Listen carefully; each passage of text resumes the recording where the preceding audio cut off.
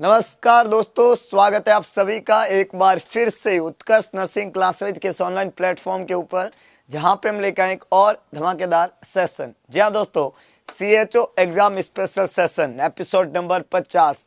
जी हाँ दोस्तों, आज 50वां एपिसोड हम पढ़ने जा रहे हैं।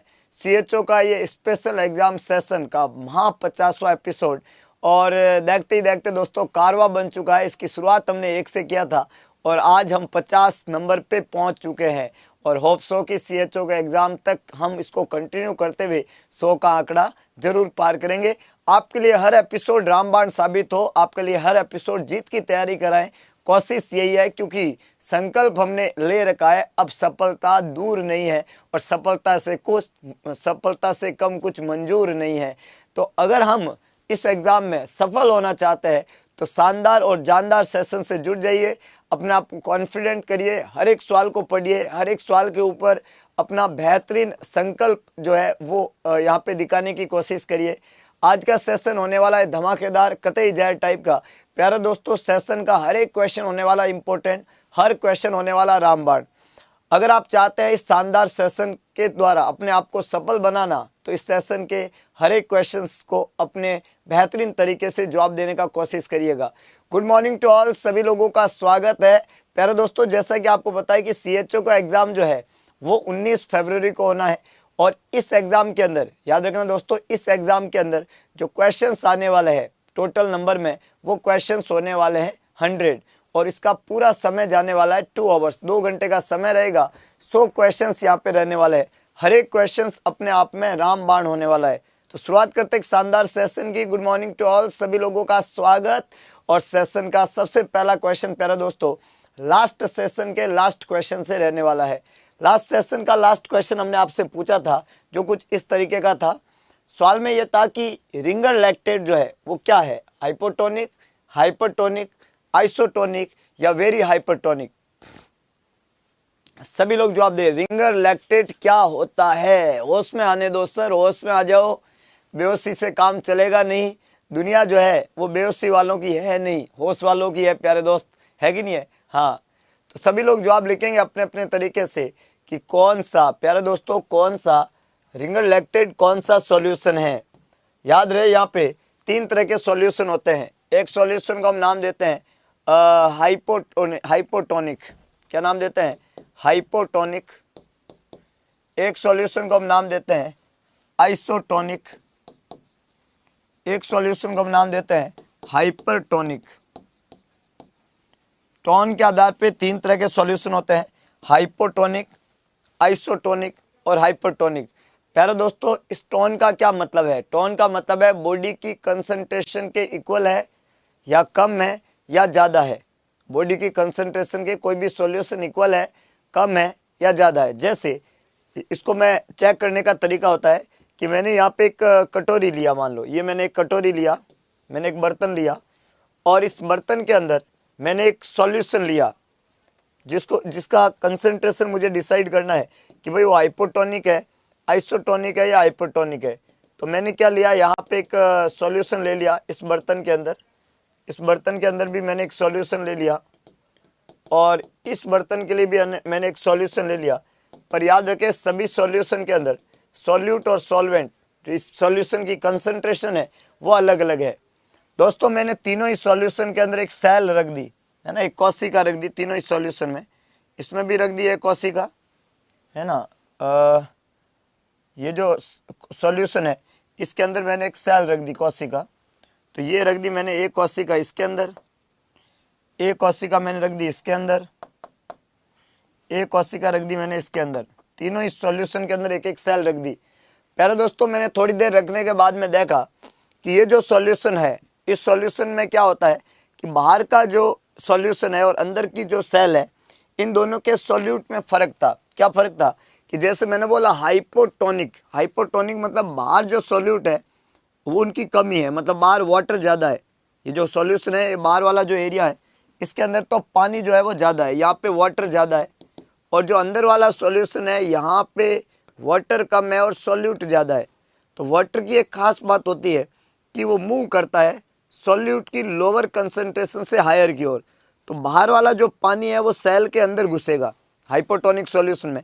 और ये जो सेल है ये साइज में कैसी हो जाएगी, फूल जाएगी, क्योंकि इसके अंदर बाहर वाला जो है वो पानी घुस गया है और सेल की साइज जो होती है वो दोस्तों क्या हो जाती है, बड़ी हो जाती है।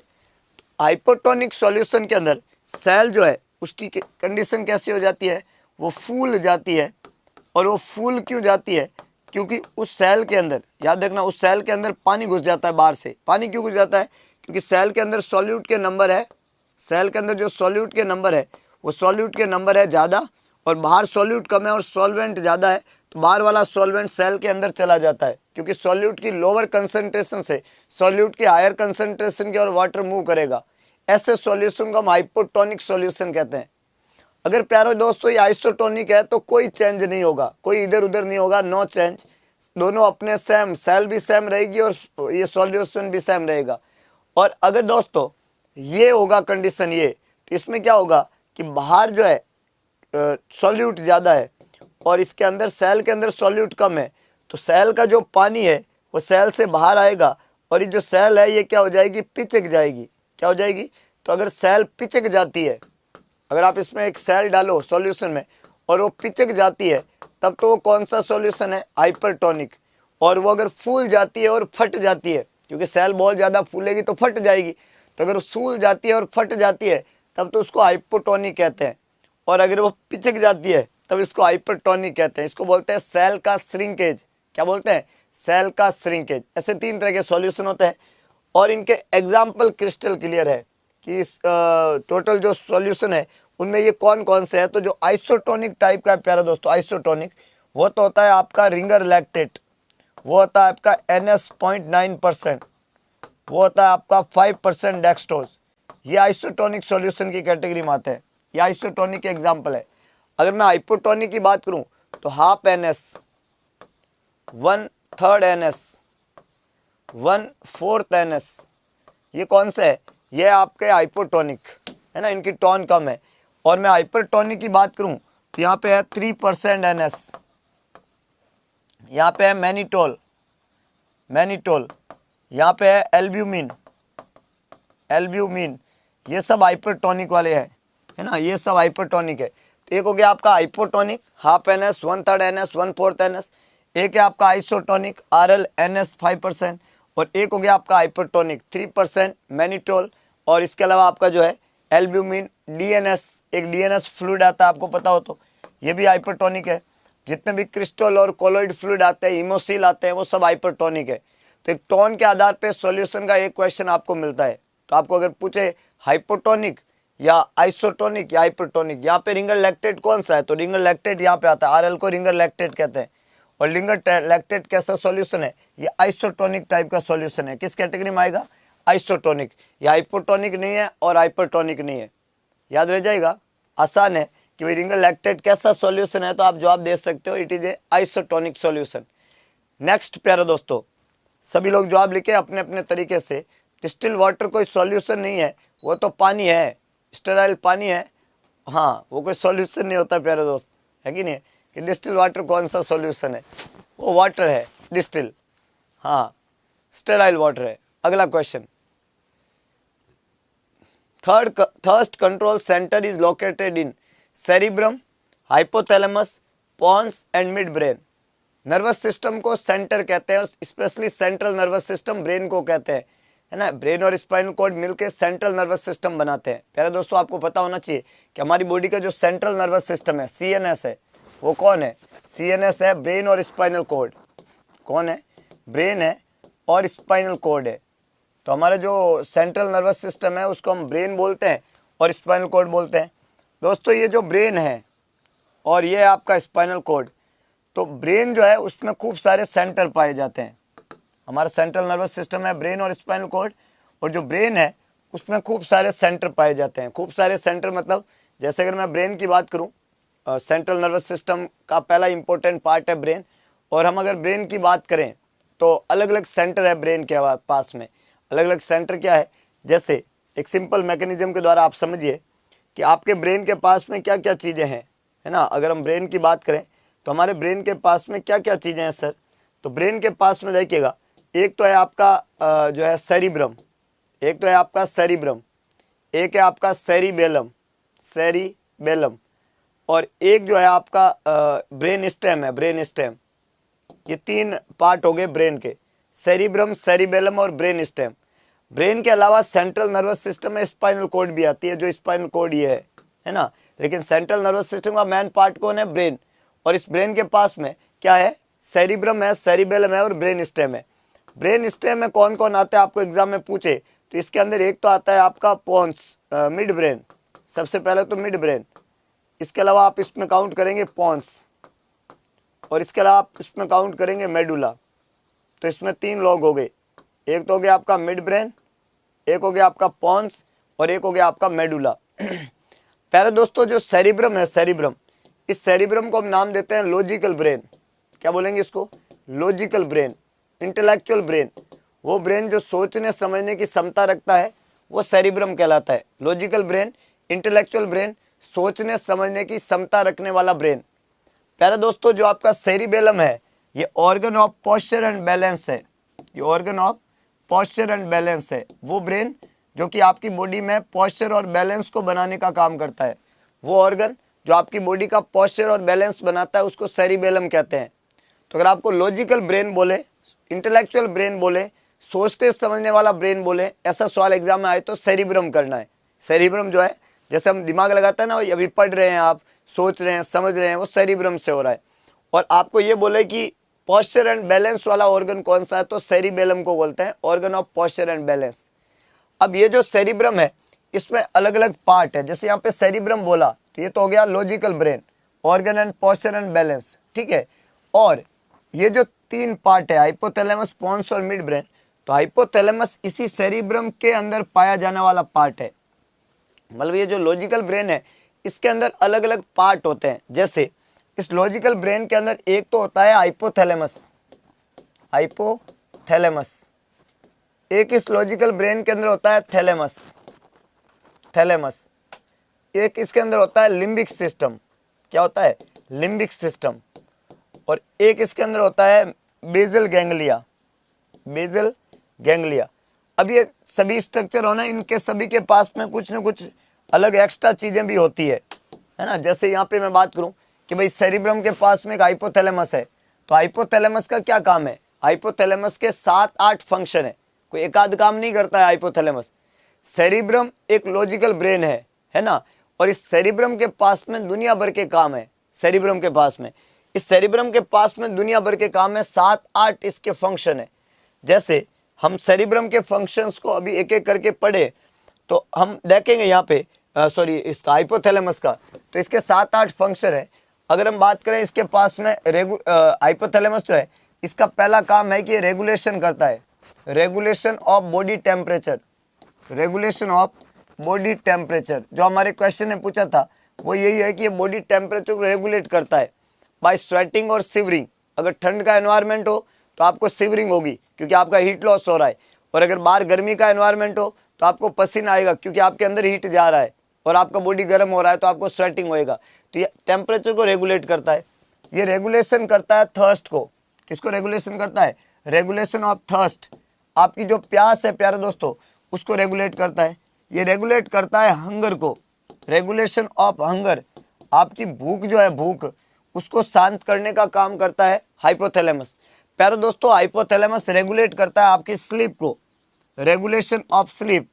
अगर आपकी नींद का रेगुलेटिंग सेंटर पूछा जाए वो भी हाइपोथैलेमस है, ध्यान रखना, है ना। आपका नींद का रेगुलेटिंग सेंटर जो है वो भी हाइपोथैलेमस है, जो आपको फीलिंग देगा कि हाँ भाई अब नींद पूरी हो गई है ना। लेकिन कुछ लोग फिर भी अपने मन के मारे हुए होते हैं तो अभी भी सो रहे हैं कि ठीक है थोड़ी देर बाद में, 5 मिनट बाद में पढ़ेंगे, that is something like that. लेकिन ये आपका सेंटर तो आपको दे ही देता है जो आपकी हो गया मामला, ठीक है। तो regulation of body temperature, regulation of thirst, regulation of hunger, regulation of sleep. Hypothalamus जो है वो रेगुलेशन करता है एंडोक्राइन सिस्टम को। किसको रेगुलेट करता है? Regulation of endocrine system, endocrine system. Endocrine system की एक मास्टर ग्लैंड होती है पिट्यूटरी, उसका भी मास्टर है हाइपोथैलेमस। तो मास्टर ऑफ मास्टर ग्लैंड कहते हैं इसको, हेडमास्टर कहते हैं इसको, है कि नहीं है।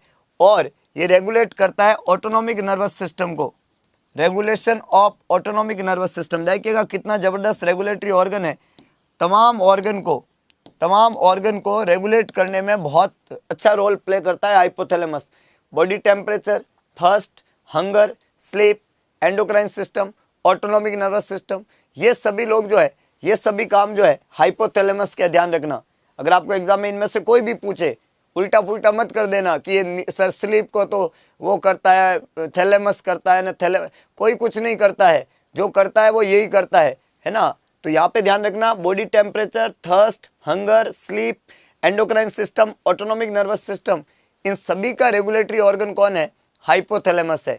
अगर प्यारे दोस्तों आपको कोई पूछे थैलेमस के क्या काम है फिर, तो थैलेमस का काम होता है कि थैलेमस आपका वहाँ पे रिले स्टेशन का काम करता है। क्या बोलते हैं इसको? Relay station. थैलेमस जो है इसका एक ही काम है, रिले स्टेशन का। रिले स्टेशन का मतलब होता है कि हमारी बॉडी में जितने भी सेंसरी इनपुट आते हैं उनको अपनी जगह पे भेजने का काम करता है ये, है कि नहीं है? इसको रिले स्टेशन के नाम से जानते हैं, रिले स्टेशन।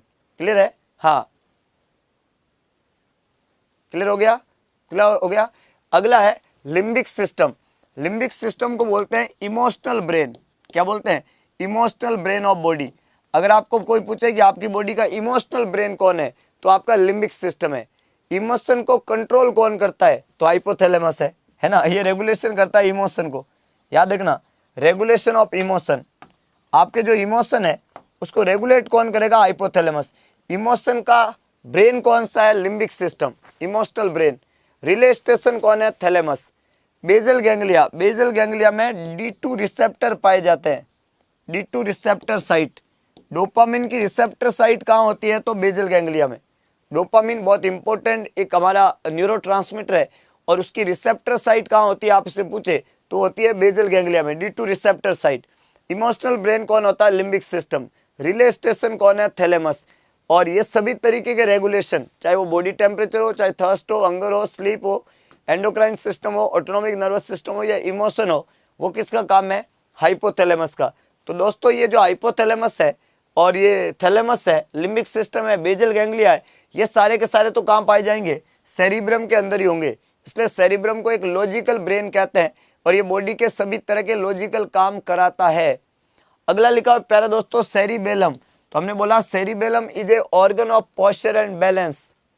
और अगला लिखा हुआ है कि यहाँ पे ब्रेन स्टेम। ब्रेन स्टेम जो होता है इसमें एक है आपका मिड ब्रेन। मिड ब्रेन में डोपामिन प्रोडक्शन साइट पाई जाती है। याद रखना, आपके जो डोपामिन है, इस डोपामिन की जो प्रोडक्शन साइट है, डोपामिन प्रोडक्शन साइट, अगर आपको पूछे डोपामिन का प्रोडक्शन कहाँ होता है, तो डोपामिन का प्रोडक्शन साइट होता है मिड ब्रेन में। डोपामिन कहाँ बनता है? तो मिड ब्रेन में बनता है।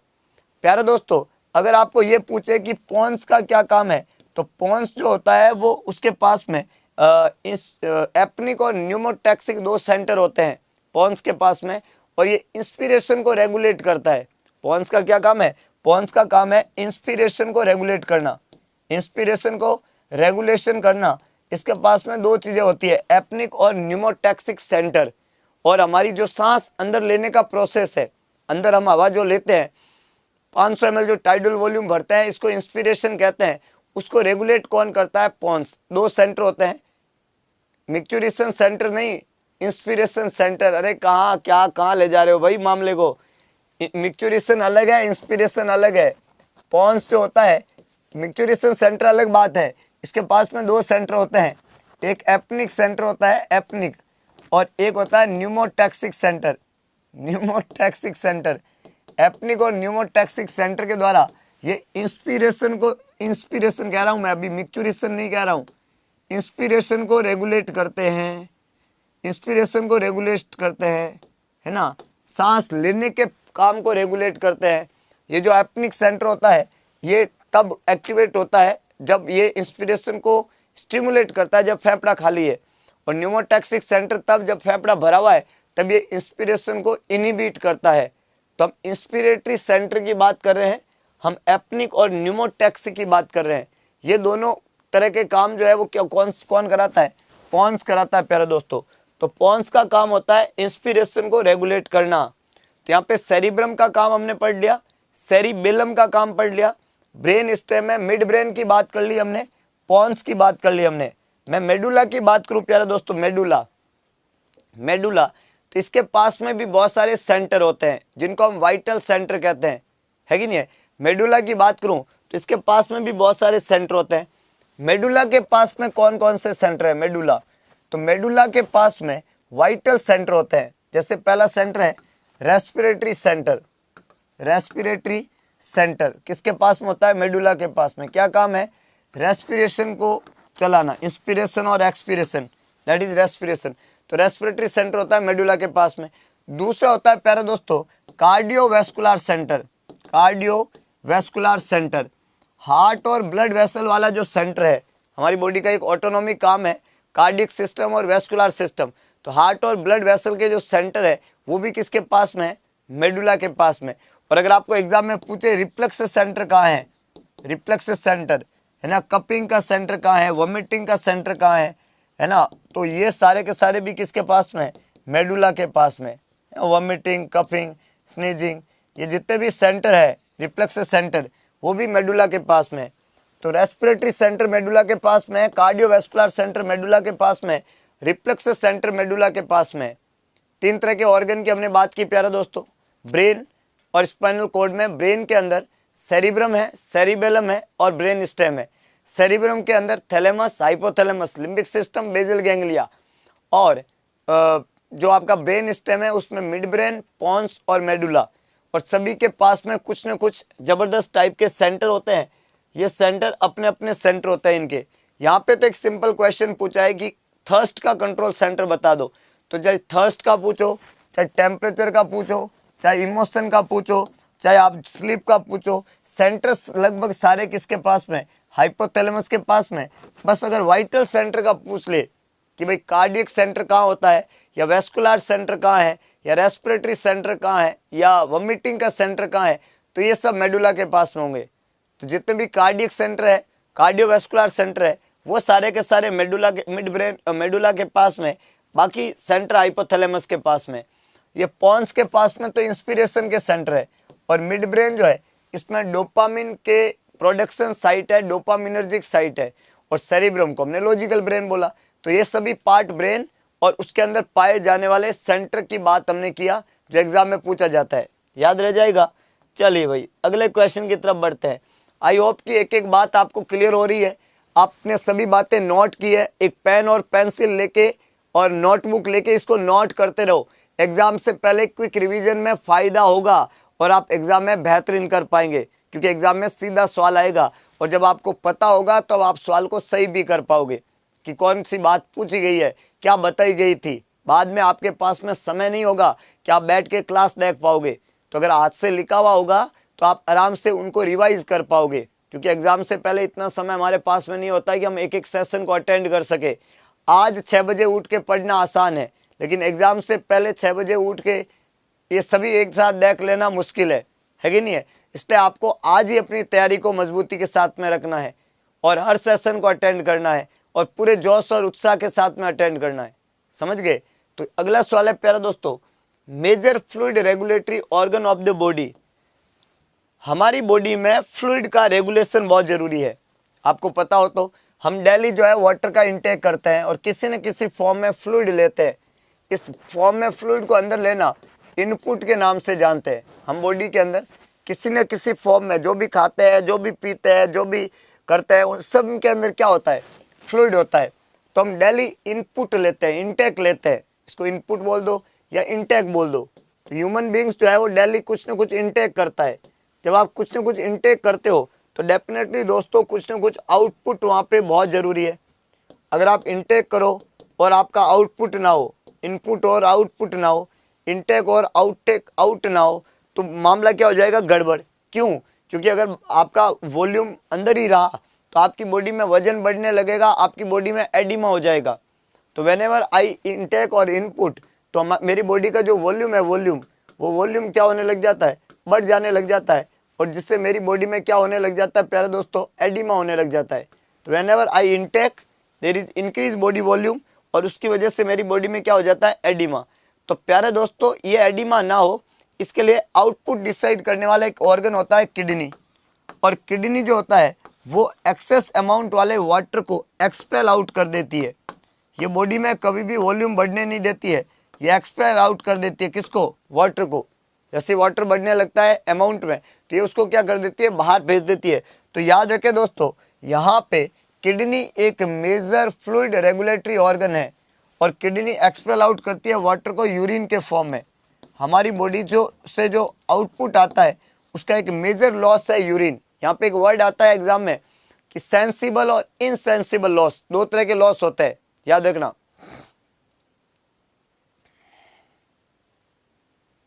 दो तरह के लॉस होते हैं, सेंसिबल और इनसेंसिबल। याद रखना, जो सेंसिबल लॉस है, एक तो है सेंसिबल लॉस, एक है इनसेंसिबल लॉस। इनसेंसिबल लॉस, प्यारे दोस्तों, अगर मैं सेंसिबल लॉस की बात करूं, सेंसिबल लॉस की, तो सेंसिबल लॉस एक होता है इनसेंसिबल लॉस। तो सेंसिबल लॉस कौन सा होता है? सेंसिबल लॉस होता है जिसको आप मेजर कर सकते हो, जैसे यूरिन आउटपुट एक सेंसिबल लॉस है ना। सेंसिबल लॉस कौन सा होता है? यूरिन आउटपुट एक सेंसिबल लॉस है, यूरिन आउटपुट ये एक सेंसिबल लॉस है। और इनसेंसिबल लॉस कौन सा है? जिसको आप मेजर नहीं कर सकते, जो मेजर अमाउंट में नहीं है, जैसे आपका जो है स्टूल के थ्रू लॉस या स्वेटिंग के थ्रू लॉस या रेस्पिरेशन के साथ में लॉस। तो स्टूल, स्वेटिंग और रेस्पिरेशन, स्टूल, स्वेटिंग पसीने के रूप में और रेस्पिरेशन, इसको इनसेंसिबल लॉस के नाम से जानते हैं, इनसेंसिबल लॉस के नाम से जानते हैं। बहुत अच्छे रसगुल्ले, इसी तरीके से मेहनत को जारी रखें, चाहे ट्रेन में हो, चाहे बस में हो, चाहे घर की छत पे हो, चाहे कमरे के अंदर हो, चाहे आकाश में हो, चाहे पाताल में हो। अगर आपने पढ़ाई को कंटिन्यू रखा तो कहानी बदल जाएगी और इस तरीके का आपका संघर्ष एक दिन सफलता के शिखर तक ले जाएगा, है ना। तो ये एक अच्छी बात है कि आप अपनी जर्नी के दौरान भी पढ़ाई को इतना महत्व देते हैं। कंटिन्यू करें, अपने आप को कॉन्फिडेंट करें। चीज़ें एक दिन में नहीं बदलती है, लेकिन एक दिन जरूर बदलती है। वक्त सभी का आता है, समय में बहुत पावर है। समय की एक खास बात है कि ये बदल जाता है ना, ये गुजर जाता है, ये निकल जाता है। आज अगर संघर्ष लग रहा है तो कल एक सूरज निकलेगा और वो सूरज सफलता का होगा। लेकिन आज इस संघर्ष की काली रात में खुद को झोंक दीजिएगा सफलता के उस सूरज को देखने के लिए, क्योंकि आपकी मेहनत ही आपका परिणाम डिसाइड करेगी। तो यहाँ पे यूरिन आउटपुट हमने बोला सेंसिबल लॉस है। इनसेंसिबल लॉस जैसे स्टूल है, स्वेटिंग है, रेस्पिरेशन है, ये सब होता है। याद रखना, इनसेंसिबल लॉस टोटल जो होता है वो 600 से 800 ml होता है। ये जो इनसेंसिबल लॉस है ये कितना होता है अमाउंट में सर? तो 600 से 800 ml इनसेंसिबल लॉस होता है। इस बात को आपको ध्यान रखना है। तो यहाँ पे प्यारे दोस्तों क्या रहेगा? यहाँ पे रहेगा आपका किडनी, जो रेगुलेशन का काम करता है। ब्लड का फिल्टरिंग ऑर्गन है ये। रेगुलेशन ऑर्गन के अलावा इसको क्या बोलते हैं? फिल्टर करने वाला ऑर्गन, फिल्टर। लेकिन आपको बोले ब्लड को प्यूरिफाई करने वाला ऑर्गन, तो प्यूरिफाई करता है lungs. Purification of blood is done by lungs. Liver जो है वो एक्सोक्राइन एंडोक्राइन दोनों तरह की ग्लैंड है। लार्जेस्ट ह्यूमन ग्लैंड जो है वो लीवर को बोला जाता है, इस बात का ध्यान रखना है। क्लियर है? और इंटेस्टाइन जो होती है, आंत, प्यारे दोस्तों, ये एब्जॉर्प्शन में मदद करती है। This is very interesting. तो यहाँ पे इनसेंसिबल लॉस का एग्जाम में क्वेश्चन पूछा जाता है, जो 600 से 800 ml होगा, इस बात का ध्यान रखना। सेंसिबल लॉस जो है वो हम यूरिन आउटपुट वैसे तो 1.5 लीटर होता है, पर हम सेंसिबल लॉस को ओवरऑल नहीं बोलते हैं। क्यों? क्योंकि ये डिपेंड करेगा इनटेक के ऊपर। This is very interesting. अगला question, normal value of RBC in an adult is. प्यारे दोस्तों, आरबीसी एक इंपॉर्टेंट ब्लड सेल है, एग्जाम में कई बार पूछा जाता है। ब्लड सेल के बारे में जब मैं बात करूं, जैसे ब्लड है तो ब्लड के कंपोजिशन में दो चीज़ें होती है। एक तो होता है ब्लड का फ्लूइडी पार्ट और एक होता है ब्लड का जो है सेलुलर पार्ट है। मेरी बॉडी का जो ब्लड है उस ब्लड में दो चीज़ें होती है प्यारे दोस्तों। जैसे ब्लड है तो इस ब्लड में दो चीज़ें होगी। कौन सी दो चीज़ें होगी सर? एक तो होता है ब्लड का फ्लूइडी पार्ट और एक सेलुलर पार्ट। मतलब एक तो होता है ब्लड सेल और एक होता है प्लाज्मा। दो ही तो चीज़ें होती है ब्लड में, एक होती है ब्लड सेल और दूसरा क्या होता है? प्लाज्मा। ये जो ब्लड सेल होती है, ये जो ब्लड सेल होती है ये तीन तरह की होती है। एक होती है आरबीसी, एक होती है डब्ल्यूबीसी और एक होती है प्लेटलेट। ब्लड सेल जो है वो तीन तरह की होती है, एक होती है आरबीसी, एक होती है डब्ल्यूबीसी, एक है प्लेटलेट। जो आरबीसी सेल होती है ब्लड की, इसको बोलते हैं एरिथ्रोसाइट। क्या बोलते हैं? एरिथ्रोसाइट्स। जो डब्ल्यूबीसी होती है इसको बोलते हैं ल्यूकोसाइट्स, ल्यूकोसाइट्स। और जो प्लेटलेट होती है इसको बोलते हैं थ्रोम्बोसाइट्स, थ्रोम्बोसाइट्स। एक होती है आरबीसी, एक होती है डब्ल्यूबीसी, एक है प्लेटलेट। एरिथ्रोसाइट, ल्यूकोसाइट, थ्रोम्बोसाइट, तीनों को मिला के फॉर्म्ड एलिमेंट बोलते हैं। फॉर्म्ड, क्या बोलते हैं? Formed element. तीनों को मिला के बोलते हैं फॉर्म्ड एलिमेंट। फॉर्म्ड एलिमेंट का मतलब होता है कि ये बनते हैं, है ना। फॉर्म्ड एलिमेंट का क्या मतलब होता है? ये हमारे बॉडी में बनते हैं, इनका फॉर्मेशन होता है। और ये कहाँ बनते हैं? ये बोन मैरो में बनते हैं। कहाँ बनते हैं? बोन मैरो में बनते हैं। फॉर्म्ड एलिमेंट जो होते हैं ये बोन मैरो में बनते हैं और इनका हमारी बॉडी में फॉर्मेशन होता है, ऐसा हमने पढ़ा। आरबीसी, डब्ल्यूबीसी और प्लेटलेट 3 तरह की सेल होती है। ये तो ब्लड सेल है, जो टोटल ब्लड का कितना प्रतिशत भाग होती है? 45%। ब्लड में 45% तो क्या होती है? Blood cell. और दूसरा प्यारे दोस्तों, ब्लड में होता है प्लाज्मा, जो ब्लड का फ्लूइडी पार्ट है। प्लाज्मा कितना प्रतिशत होता है? तो ये 55% होता है, 55%। हमारे ब्लड में 45% तो ब्लड सेल होती है, मतलब ब्लड एक सॉल्यूशन है, तो उसमें 45% तो ब्लड सेल होगी, जिसमें 3 सेल है, आरबीसी, डब्ल्यूबीसी और प्लेटलेट। और ये इन तीनों को मिला के बोलते हैं फॉर्म्ड एलिमेंट, क्योंकि ये बनते हैं। और कहाँ बनते हैं? बोन मैरो में। कौन बनाता है? Red bone marrow. कौन बनाता है? रेड बोन मैरो, याद रखना। अब ये जो ब्लड सेल बनती है ये 45% बनेगी, ब्लड का 45% भाग बनाएगी। 55% ब्लड के भाग में क्या होता है? प्लाज्मा। प्यारे दोस्तों, ये जो प्लाज्मा है, इस प्लाज्मा में 92% तो वाटर होता है। प्लाज्मा में 92% तो क्या होता है? वाटर। इसके अलावा इसमें प्रोटीन होता है। प्लाज्मा में प्रोटीन, 2 तरह के प्रोटीन होता है, एक एल्ब्यूमिन होता है और एक ग्लोब्यूलिन होता है। ग्लोब्यूलिन, ये 2 तो मेजर प्रोटीन होते हैं। और तीसरा इसके अंदर होता है क्लॉटिंग फैक्टर। क्या होता है? Clotting factor. तो प्लाज्मा जो है आपका, प्लाज्मा, इसके पास में कोई पूछे क्या है, तो 92% तो वाटर है, 8% जो सॉल्यूट है, उनमें एक तो मेजर तो प्लाज्मा प्रोटीन होता है, क्लॉटिंग फैक्टर होते हैं, और इसके अलावा छोटे मोटे इलेक्ट्रोलाइट वगैरह सब होते हैं। सोडियम है, पोटेशियम है, क्लोराइड है, कैल्शियम है, ऐसे बहुत सारी चीज़ें होती है। तो ब्लड में 45 और 55, और इस 55 में वाटर है, प्रोटीन है, मेजर प्रोटीन एल्ब्यूमिन, ग्लोबुलिन है, और क्लॉटिंग फैक्टर होते हैं जो कोएगुलेशन में मदद करते हैं। ये प्लाज्मा में पाए जाते हैं। समझ में आ गया आपको बात? ये जो ब्लड सेल है प्यारे दोस्तों, प्लाज्मा में वाटर के अलावा प्रोटीन है, तो एल्ब्यूमिन एक मेजर प्रोटीन है जो ऑन्कोटिक प्रेशर को बनाती है। ग्लोबुलिन एक प्रोटीन है जो डिफेंस का काम करती है, इम्यूनोग्लोबुलिन बनाती है, जैसे आईजीजी, आईजीएम, आईजीए, ये ग्लोबुलिन का काम है। और ये जो क्लॉटिंग फैक्टर है, ये कोएगुलेशन में मदद करते हैं, कि जैसे मेरी बॉडी में कहीं से भी ब्लीडिंग आने की संभावना बनती है, तो मेरा ब्लीडिंग को रोकने का काम कोएगुलेशन वाला है। क्लॉटिंग फैक्टर्स काम करते हैं, जो किस में पाए जाते हैं? प्लाज्मा के अंदर। प्लाज्मा की एक प्रॉपर्टी है कि वो क्लॉट हो सकता है, कोएगुलेट हो सकता है। तो ये सब प्लाज्मा के पार्ट है। और प्यारे दोस्तों, ये जो पार्ट है ब्लड सेल है, इसमें 3 है, आरबीसी, डब्ल्यूबीसी और प्लेटलेट। तो इनके क्या काम है या ये कैसे वर्क करते हैं, इनकी हम बात करें तो प्यारे दोस्तों, जो आपका आरबीसी है, एक तो हो गया आपका आरबीसी, जो आपका डब्ल्यूबीसी है या जो आपका प्लेटलेट है, एक है आपका आरबीसी, एक है आपका डब्ल्यूबीसी और एक है आपका प्लेटलेट।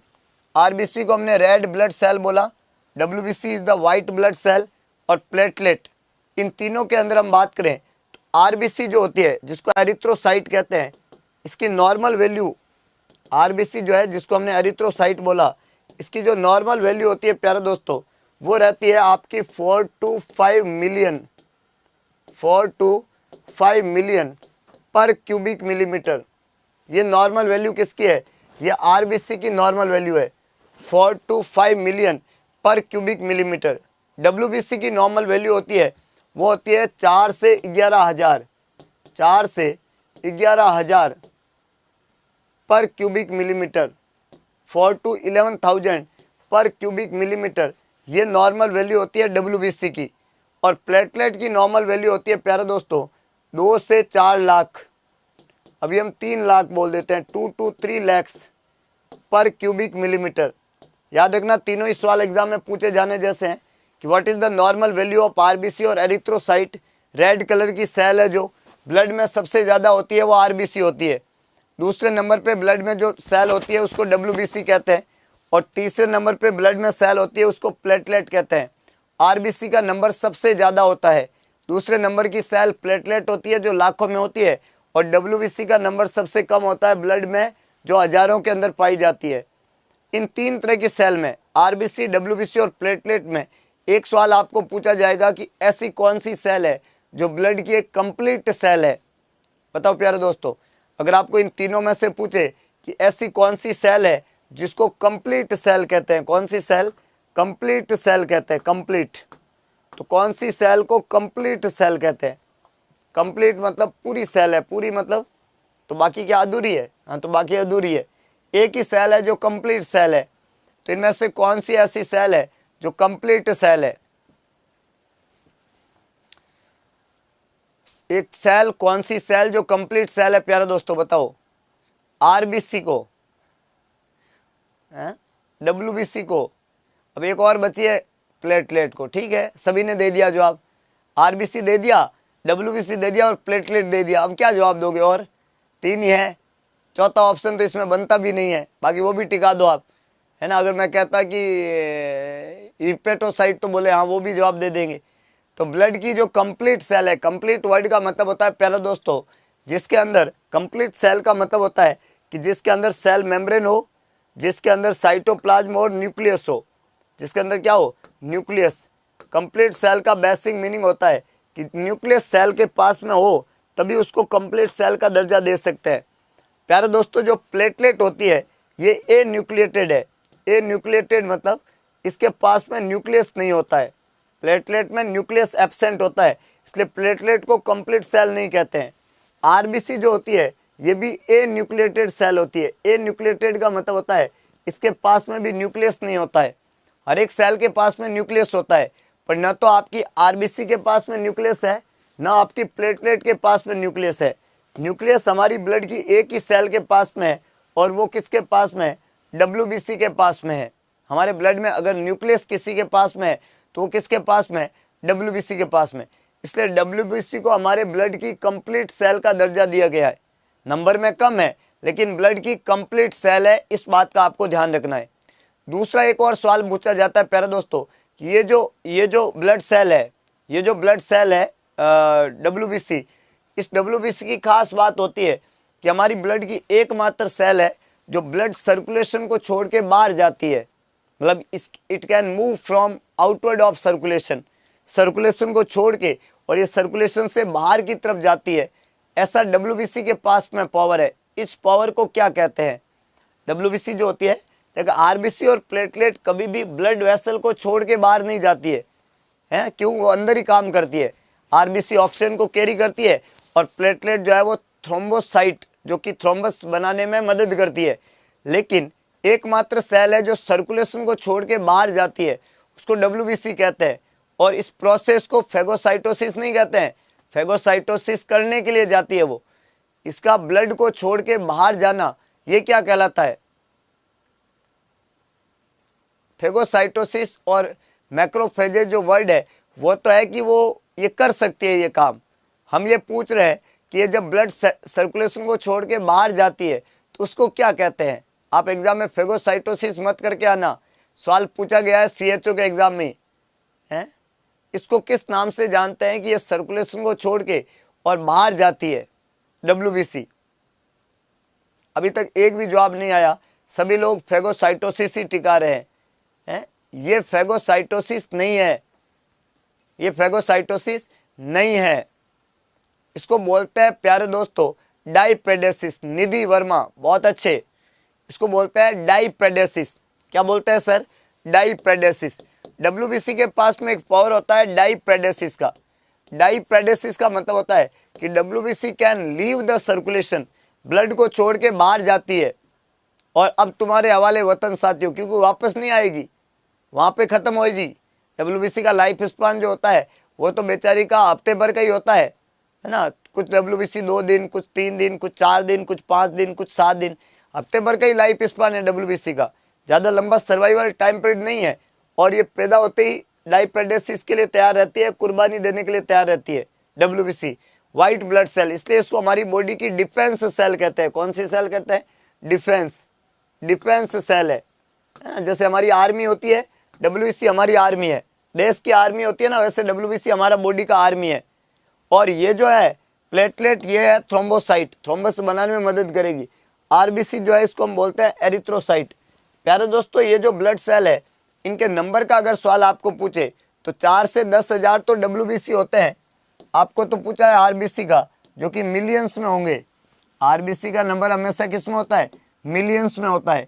और प्यारे दोस्तों, प्लेटलेट लाखों में होती है। और ये इतना मिलियन तो कोई सेल होती नहीं है, 2000 से 3000 मिलियन, है ना। तो ये तो बहुत ही ज़्यादा हो जाएगा। तो यहाँ पे करेक्ट आंसर क्या है? यहाँ पे करेक्ट आंसर है बी, 4.5 से 5.5 मिलियन पर क्यूबिक मिलीमीटर। ये नॉर्मल नंबर होता है RBC का। और इन सभी तरह के सेल के बारे में आपको एग्जाम में पता होना चाहिए कि ब्लड के कंपोजिशन में ब्लड सेल क्या है, प्लाज्मा क्या है, कितना प्रतिशत होता है, RBC कितना होता है, WBC कितना होता है, प्लेटलेट कितना होता है। ये इंपॉर्टेंट है प्यारे दोस्तों। Next question.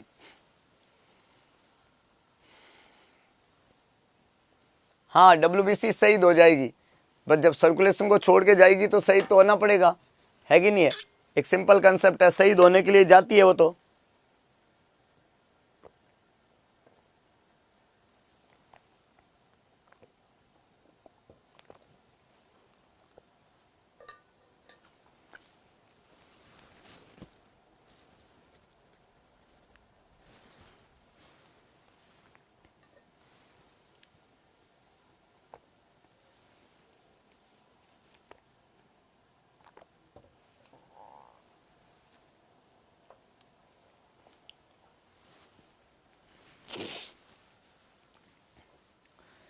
प्यारे दोस्तों, क्वेश्चन ने तो पूछा है क्लोराइड का लेवल, है ना।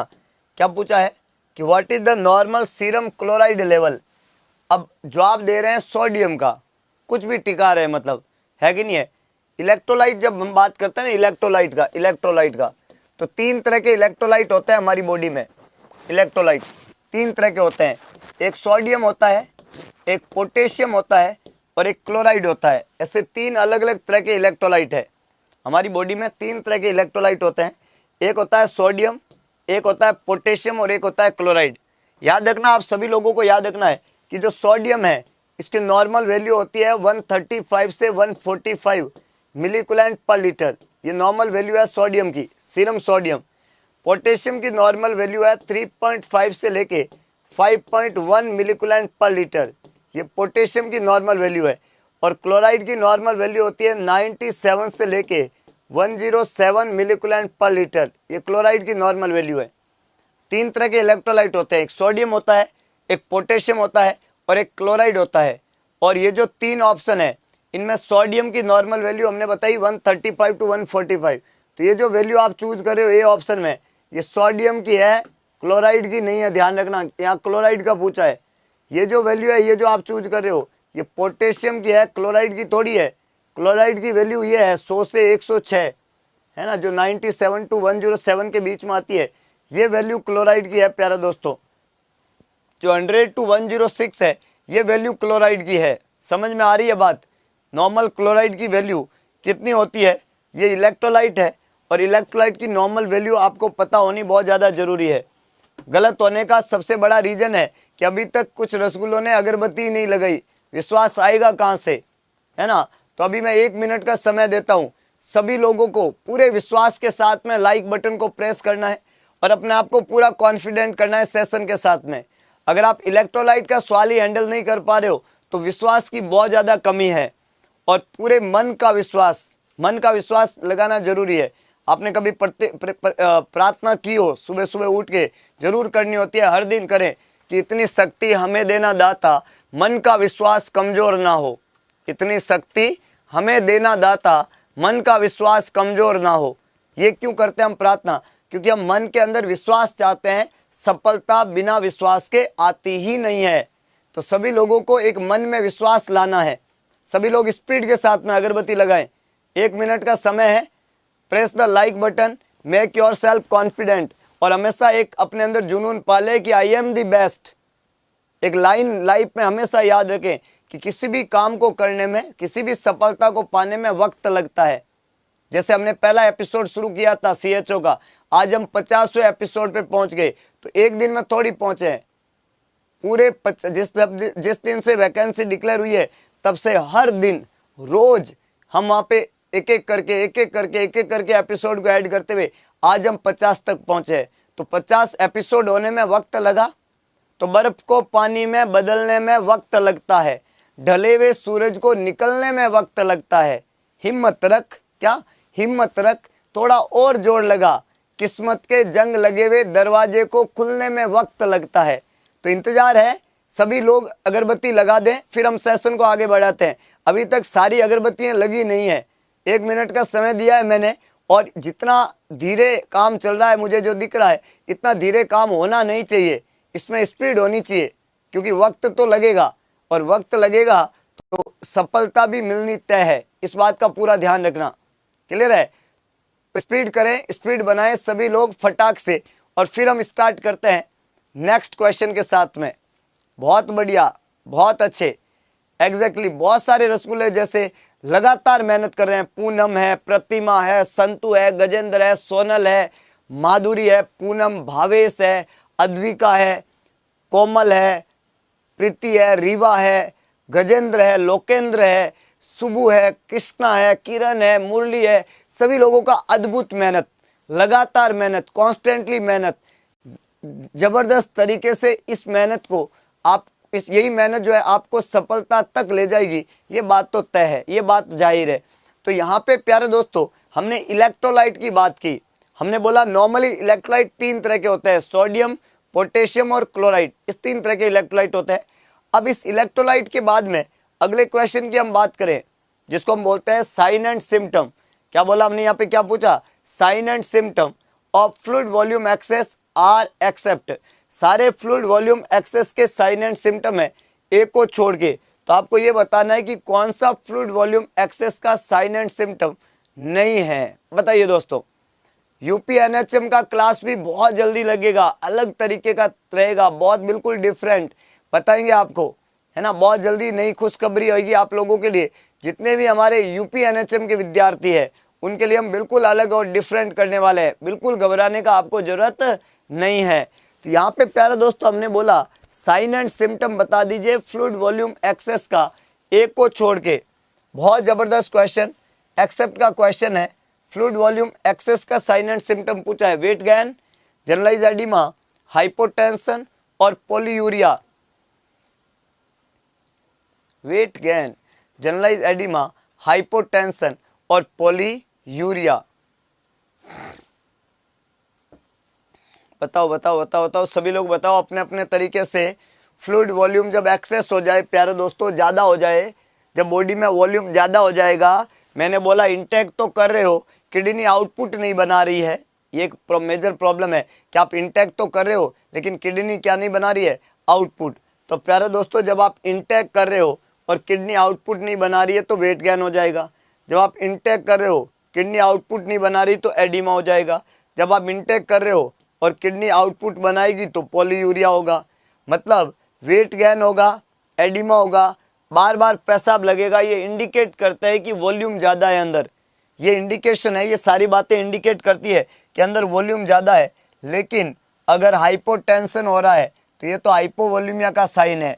Hypotension is always a sign of hypovolaemia. ये तो हमेशा क्या बताएगा कि वॉल्यूम कम है, वॉल्यूम डिक्रीज हो गया है। क्योंकि जब ज़्यादा वॉल्यूम होता है तो प्रेशर जो है वो ज़्यादा रहता है, पल्स जो होती है वो बाउंडिंग होती है। अगर मेरी बॉडी में वॉल्यूम ज़्यादा है तो मेरा बीपी जो है, मेरा प्रेशर जो है वो क्या होगा, ज़्यादा होगा। मेरी जो पल्स होगी, पल्स वो क्या होगी, पल्स बाउंडिंग होगी। तो अगर बाउंडिंग पल्स हो, प्रेशर ज़्यादा हो, तब तो उसको मैं बोलता हूँ हाइपर वॉल्यूमिया। और अगर वहाँ पे बीपी कम है, कमज़ोर है पल्स और हाइपोटेंशन हो रहा है, तब उसको मैं हाइपोवॉल्यूमिया बोलूँगा। तो यहाँ पे करेक्ट आंसर जो है वो सी बनेगा, ए, बी और डी नहीं बनेगा, क्योंकि sign of symptom of hypervolaemia बोला है। हाइपर वॉल्यूमिया वाटर इंटॉक्सिकेशन होता है, वाटर ज़्यादा होता है हाइपर वॉल्यूमिया में, इस बात का ध्यान रखना है।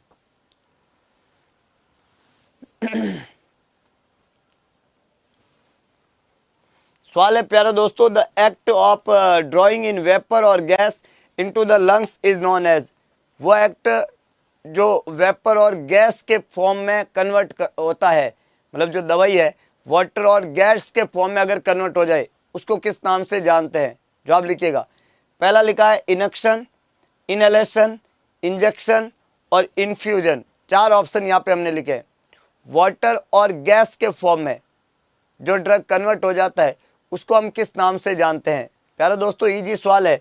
अगर आप कोई दवाई दो और वो दवाई वेपर फॉर्म के अंदर कन्वर्ट हो जाए, वेपर में, गैस के फॉर्म में कन्वर्ट हो जाए लंग्स के द्वारा, उसको हम इनहेलेशन के नाम से जानते हैं। किस नाम से जानते हैं?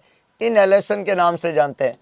इनक्शन का मतलब होता है कि आपने दवाई लिया और ऑइंटमेंट के रूप में कहीं पे भी स्किन के ऊपर अप्लाई कर दिया, इसको इनक्शन के नाम से जानते हैं। और इंजेक्शन का मतलब हो गया कि आप आईवी, आईएम, सबक्यूटेनियस या इंट्राडर्मल कोई रूट से दवाई दे रहे हो, इसको पेरेंटल रूट कहते हैं। जब आप इंजेक्शन के फॉर्म में दवाई देते हो तो इसको पेरेंटल रूट कहते हैं।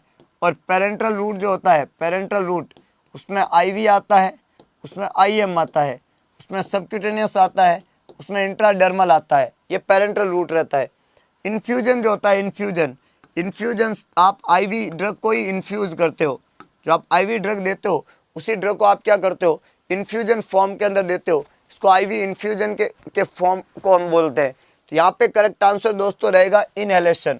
इनहेलेशन मतलब आप गैस को वेपर फॉर्म में कन्वर्ट करेंगे और वेपर फॉर्म में बॉडी में देंगे, इसको इनहेलेशन के रूप में ड्रग को देने का मेथड कहते हैं।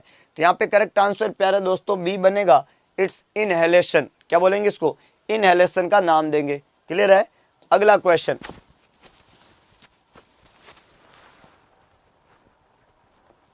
अगला क्वेश्चन है प्यारे दोस्तों, indication of oxygen therapy are except. एक्सेप्ट का क्वेश्चन है, ध्यान रखना। और ऑक्सीजन थेरेपी के इंडिकेशन पूछे, मतलब कौन कौन सी चीजें इंडिकेट कर रही है कि ऑक्सीजन लगानी पड़ेगी। ऑक्सीजन थेरेपी का इंडिकेशन कौन सा रहेगा? जवाब लिखिएगा। पहला ऑप्शन लिखा हुआ है साइनोसिस, दूसरा है एनोरेक्सिया, तीसरा है एनीमिया और चौथा है पल्मोनरी एडिमा और निमोनिया। 4 ऑप्शन है। कौन सा साइन इंडिकेट कर रहा है कि ऑक्सीजन लगाना पड़ेगा? ऑक्सीजन थेरेपी का साइन कौन सा है? पहला लिखा हुआ है साइनोसिस, दूसरा है एनोरेक्सिया, एनीमिया, पल्मोनरी एडिमा और निमोनिया। Very simple. कोई भी मरीज को ऑक्सीजन लगाने की कब जरूरत पड़ेगी? जब मरीज में ऑक्सीजन की कमी है। याद रखना, जब मरीज में ऑक्सीजन की कमी है, ऑक्सीजन की कमी है, O2 डेफिशिएंसी है। अब ऑक्सीजन की कमी होगी तो क्या होगा मरीज को? एक तो साइनोसिस होने की रिस्क है, एक मरीज को ऑक्सीजन की कमी एनीमिया वाले केस में हो सकती है। अगर किसी मरीज में एनीमिया हो तो ऑक्सीजन कैरिंग कैपेसिटी है नहीं, तो वहाँ पे ऑक्सीजन की कमी लगेगी। और एक मरीज जो है उसके अंदर अगर पल्मोनरी एडिमा हो, पल्मोनरी एडिमा, निमोनिया हो, तो उसमें ऑक्सीजन की कमी होगी, शरीर के अंदर ऑक्सीजन लगाना पड़ेगा। तो इन तीनों ही मरीजों में, साइनोसिस, एनीमिया और पल्मोनरी एडिमा वाले मरीजों में ऑक्सीजन लगानी पड़ेगी। लेकिन जो एनोरेक्सिया होता है, एनोरेक्सिया, इसको तो हम बोलते हैं लॉस ऑफ एपेटाइट। क्या बोलते हैं? Loss of apatite. जब भूख लगना बंद हो जाती है, एपेटाइट बंद हो जाती है, लॉस ऑफ एपेटाइट, तो उसको हम एनोरेक्सिया कहते हैं। और एपेटाइट के लॉस में ऑक्सीजन का कोई मतलब नहीं है। Whenever the client have loss of appetite, we have to give appetiser. Anorexia जब भी होता है तो ऑक्सीजन नहीं लगाते, क्या देते हैं? एपेटाइजर देते हैं। एपेटाइजर जो है वो हंगर को स्टिमुलेट करते हैं, और हंगर जब स्टिमुलेट होएगी तो मरीज खाना पीना शुरू करेगा। तो यहाँ पे एपेटाइजर देते हैं, ना कि ऑक्सीजन लगाते हैं। Loss of anorexia is the answer. कौन सा ऑक्सीजन थेरेपी का इंडिकेटर नहीं है? याद रखना, यहाँ पे सवाल एक्सेप्ट का था। कई लोगों ने सोचा कि सर साइनोसिस है आंसर, वो तो है ही। इसके अलावा एनीमिया में भी लगाते हैं ऑक्सीजन, और किसी को पल्मोनरी एडिमा हो तो भी ऑक्सीजन लगाते हैं। इन तीनों ही मरीजों को ऑक्सीजन लगाते हैं। लेकिन जिसको भूख नहीं लग रही है उसको खाना देते हैं, ऑक्सीजन थोड़ी लगाते हैं। कि अच्छा तुम्हें भूख नहीं लग रही है, चलो तुम्हारे हम ऑक्सीजन लगा देते हैं। अरे भूख नहीं लगने वाले को खाना दो, तुम ऑक्सीजन मत लगाओ। याद रहेगा कि नहीं रहेगा? उसको खाना दो, ऑक्सीजन मत लगाओ। अब एग्जाम में क्या होता है कि हमें सवाल समझ में नहीं आता तो हम गलत कर देते हैं। हम ये सोचते हैं कि साइनोसिस लिखा है तो साइनोसिस जवाब कर देते हैं। ऐसा नहीं है, पूरा सवाल को पढ़ो, वो क्या पूछना चाहता है, फिर उसके अनुसार जवाब दो, है कि नहीं है? तो आपका आंसर सही होने की संभावना है। हाँ, एपेटाइजर दे दो। आधे तो हमारे CHO बने हुए ही है रसगुल्ले पहले से। कोई सिप्रोहिपेटिन दे रहा है ना, कोई सिटिकोलिन दे रहा है ना, ट्राइकोलिन दे रहा है, मतलब सब पता है फॉर्मूले। बस सर CHO बना दो आप तो, बाकी फॉर्मूले तो छोड़ो आप, मतलब एकदम सेट है मामला, है ना, पूरा एकदम प्रैक्टिस में। तो ये पीएचडी किया हुआ जो है उनको भी पीछे छोड़ रहे हैं, इतना ज़बरदस्त। और ये भी नॉलेज अपने आप में बहुत ज़रूरी है, बहुत बढ़िया नॉलेज है। बस थोड़ा थ्योरी को अच्छा कर लेना, सीएचओ बनने से भी कोई नहीं रोक सकता तुम्हें, क्योंकि आपकी जो मेहनत है वो आपको ज़रूर सफल बनाएगी। आपने हर जगह मेहनत ही की है। अगर आपको सारे फॉर्मूले याद है, सब चीज़ें आपने सीखी है, तो मेहनत से ही सीखी है भाई। माँ के गर्भ से तो कोई सीख के नहीं आता है, तो इसका मतलब सीखने की तो कहीं पे भी कमी नहीं है, वो सभी बातें पता है। बस एक बार कम्युनिटी हेल्थ ऑफिसर बनना है तो ये भी बन जाओगे दोस्तों। बस अपनी मेहनत को जारी रखिएगा, क्योंकि किसी भी चीज़ को बनने में थोड़ा वक्त लगता है। एक लगातार संघर्ष जारी रखिएगा, अपने आप को हमेशा झोंकते रहिएगा। अभी 2 महीने हम बहुत ज़बरदस्त और तैयारी करेंगे। हम उन हमारे तमाम रसूल के जो सीएचओ बनने का ख्वाब लेके आए हमारे पास में, निराश नहीं करेंगे, गारंटी है। इस सबसे बड़े जो है डिजिटल प्लेटफॉर्म से मैं आपको बताना चाहता हूँ, उत्कर्ष अपने आप में अभी हिंदुस्तान का ही नहीं, दुनिया का सबसे बड़ा डिजिटल प्लेटफॉर्म बनने वाला है। और इस प्लेटफॉर्म से मैं आपको विश्वास दिलाता हूँ कि आपकी ये जो आस है, इस प्लेटफॉर्म से, इस इंस्टीट्यूट से या इस नर्सिंग चैनल से, हम लोगों से, उस पर हम पूरा खरा उतरेंगे। हर एक सवाल आप तक लेके आने की पूरी कोशिश करेंगे। आप बस अगरबत्ती लगाने में पीछे मत रहना, अपने आप को पूरा कॉन्फिडेंट रखना। मैंने बोला कि आपकी सफलता की शुरुआत पहले आप खुद से होती है, तो आप अपने आप को पहले विश्वास में लाना, अपने आप को कॉन्फिडेंट बनाना, फिर हम सीएचओ बन जाएंगे, फिर हम नर्सिंग ऑफिसर बन जाएंगे। ये एक सेकेंडरी बात है, तो पहले खुद को पूरा विश्वास में लाना। One of the most effective method sterilisation. Sterilisation का सबसे मोस्ट इफेक्टिव मेथड, हमने बोला कि स्टरलाइजेशन का सबसे अच्छा मेथड होता है मॉइस्ट हीट। स्टरलाइजेशन के सभी मेथड है ये, जैसे ड्राई हीट है, पॉस्चराइजेशन है, ऑटोक्लेव है, गैस स्टरलाइजेशन है। लेकिन स्टरलाइजेशन का सबसे ज़बरदस्त मेथड की हम बात करें तो प्यारे दोस्तों वो मॉइस्ट हीट होता है। वेनेवर जब हम स्टरलाइजेशन की बात करें तो इसका सबसे मोस्ट इफेक्टिव मेथड जो स्टरलाइजेशन का होता है, प्यारे दोस्तों, स्टरलाइजेशन का जो सबसे मोस्ट इफेक्टिव मेथड होता है वो होता है आपका मॉइस्ट हीट। कौन सी हीट? Moist heat. यहाँ पे पहला लिखा हुआ है ड्राई हीट, जो मोस्ट नहीं है। पाश्चराइजेशन मोस्ट नहीं है। मॉइस्ट हीट का मेथड होता है ये, है ना। ऑटोक्लेव जो है वो किसका मेथड है? वो मॉइस्ट हीट है, मॉइस्ट हीट। और स्टरलाइजेशन का सबसे इफेक्टिव मेथड मैंने बोला कौन सा होता है? Moist heat. तो यहाँ पे करेक्ट आंसर क्या है? ऑटोक्लेव। ये गैस स्टरलाइजेशन भी यहाँ पे जवाब नहीं बनेगा। तो the most effective method for sterilisation is always moist heat. कौन सा रहेगा प्यारे दोस्तों? Moist heat. तो यहाँ पे करेक्ट आंसर जो है वो सी है, autoclave is an example of moist heat. याद रह जाएगा, आसान है। चलिए अगले क्वेश्चन की तरफ बढ़ते हैं। Purpose of bed making are. हाँ, ये जो ऑटोक्लेव है दोस्तों, ऑटोक्लेव, इसमें खास बात क्या रहती है कि ये किसी भी माइक्रो ऑर्गेनिज्म, कोई भी जो माइक्रो ऑर्गेनिज्म है, उस माइक्रो ऑर्गेनिज्म प्लस उसकी स्पोर फॉर्म, याद रखना उसकी स्पोर फॉर्म, इन दोनों को खत्म कर देता है। स्पोर फॉर्म मतलब जो आगे जाके माइक्रो ऑर्गेनिज्म बनेगा, ये दोनों को खत्म कर देता है। तो सरफेस को एकदम जर्म फ्री बना देता है। क्यों ऐसा इतना अच्छा काम क्यों कर पाता है? क्योंकि 121 डिग्री, याद रखना 121 डिग्री सेंटीग्रेड, भाई साहब 121 डिग्री किसको कहते हैं? कोई ऐसे टच हो तो गायब हो जाए, ऐसा 121 डिग्री सेंटीग्रेड। और 15 LBS प्रेशर के साथ में 15 से 20 मिनट तक अगर हम इंस्ट्रूमेंट को रख दें इस टेम्परेचर पे, तो इंस्ट्रूमेंट के अंदर से हाँ हो जाएगा सब कुछ राख, हो जाएगा सब कुछ खाक, और बैक्टीरिया हो जाएगा धुआं, है ना। जब आपकी मेहनत होती है ना और आप सफल हो जाते हो तो कैसे पड़ोसी के हाँ कलेजे में धुआं होता है, वैसा धुआं हो जाता है यहाँ पे। तो इम्पोर्टेंट बात है, याद रखना जिंदगी में सफलता की सफलता बहुत ज़रूरी इसलिए है क्योंकि कुछ लोगों को धुआं भी तो करना है कि नहीं है। वो जो कुछ ताने सुने थे, उन तानों के ऊपर तमाचा भी तो मारना है, बोल के नहीं, कुछ करके, है कि नहीं है। तब वो देखते रह जाएंगे, है कि नहीं, कि रसगुल्ले ने क्या कर दिया, एकदम से चमत्कार। और चमत्कार को दुनिया ने नमस्कार किया है, कंकर को नहीं शंकर को नमस्कार किया है। तो जो बिखरते हैं वो कंकर बनते हैं, कंकर को नीचे बिछाया जाता है, शंकर को सजाया जाता है, और दूध भी चढ़ाया जाता है कि नहीं है। तो शंकर बनना ना भूले दोस्तों।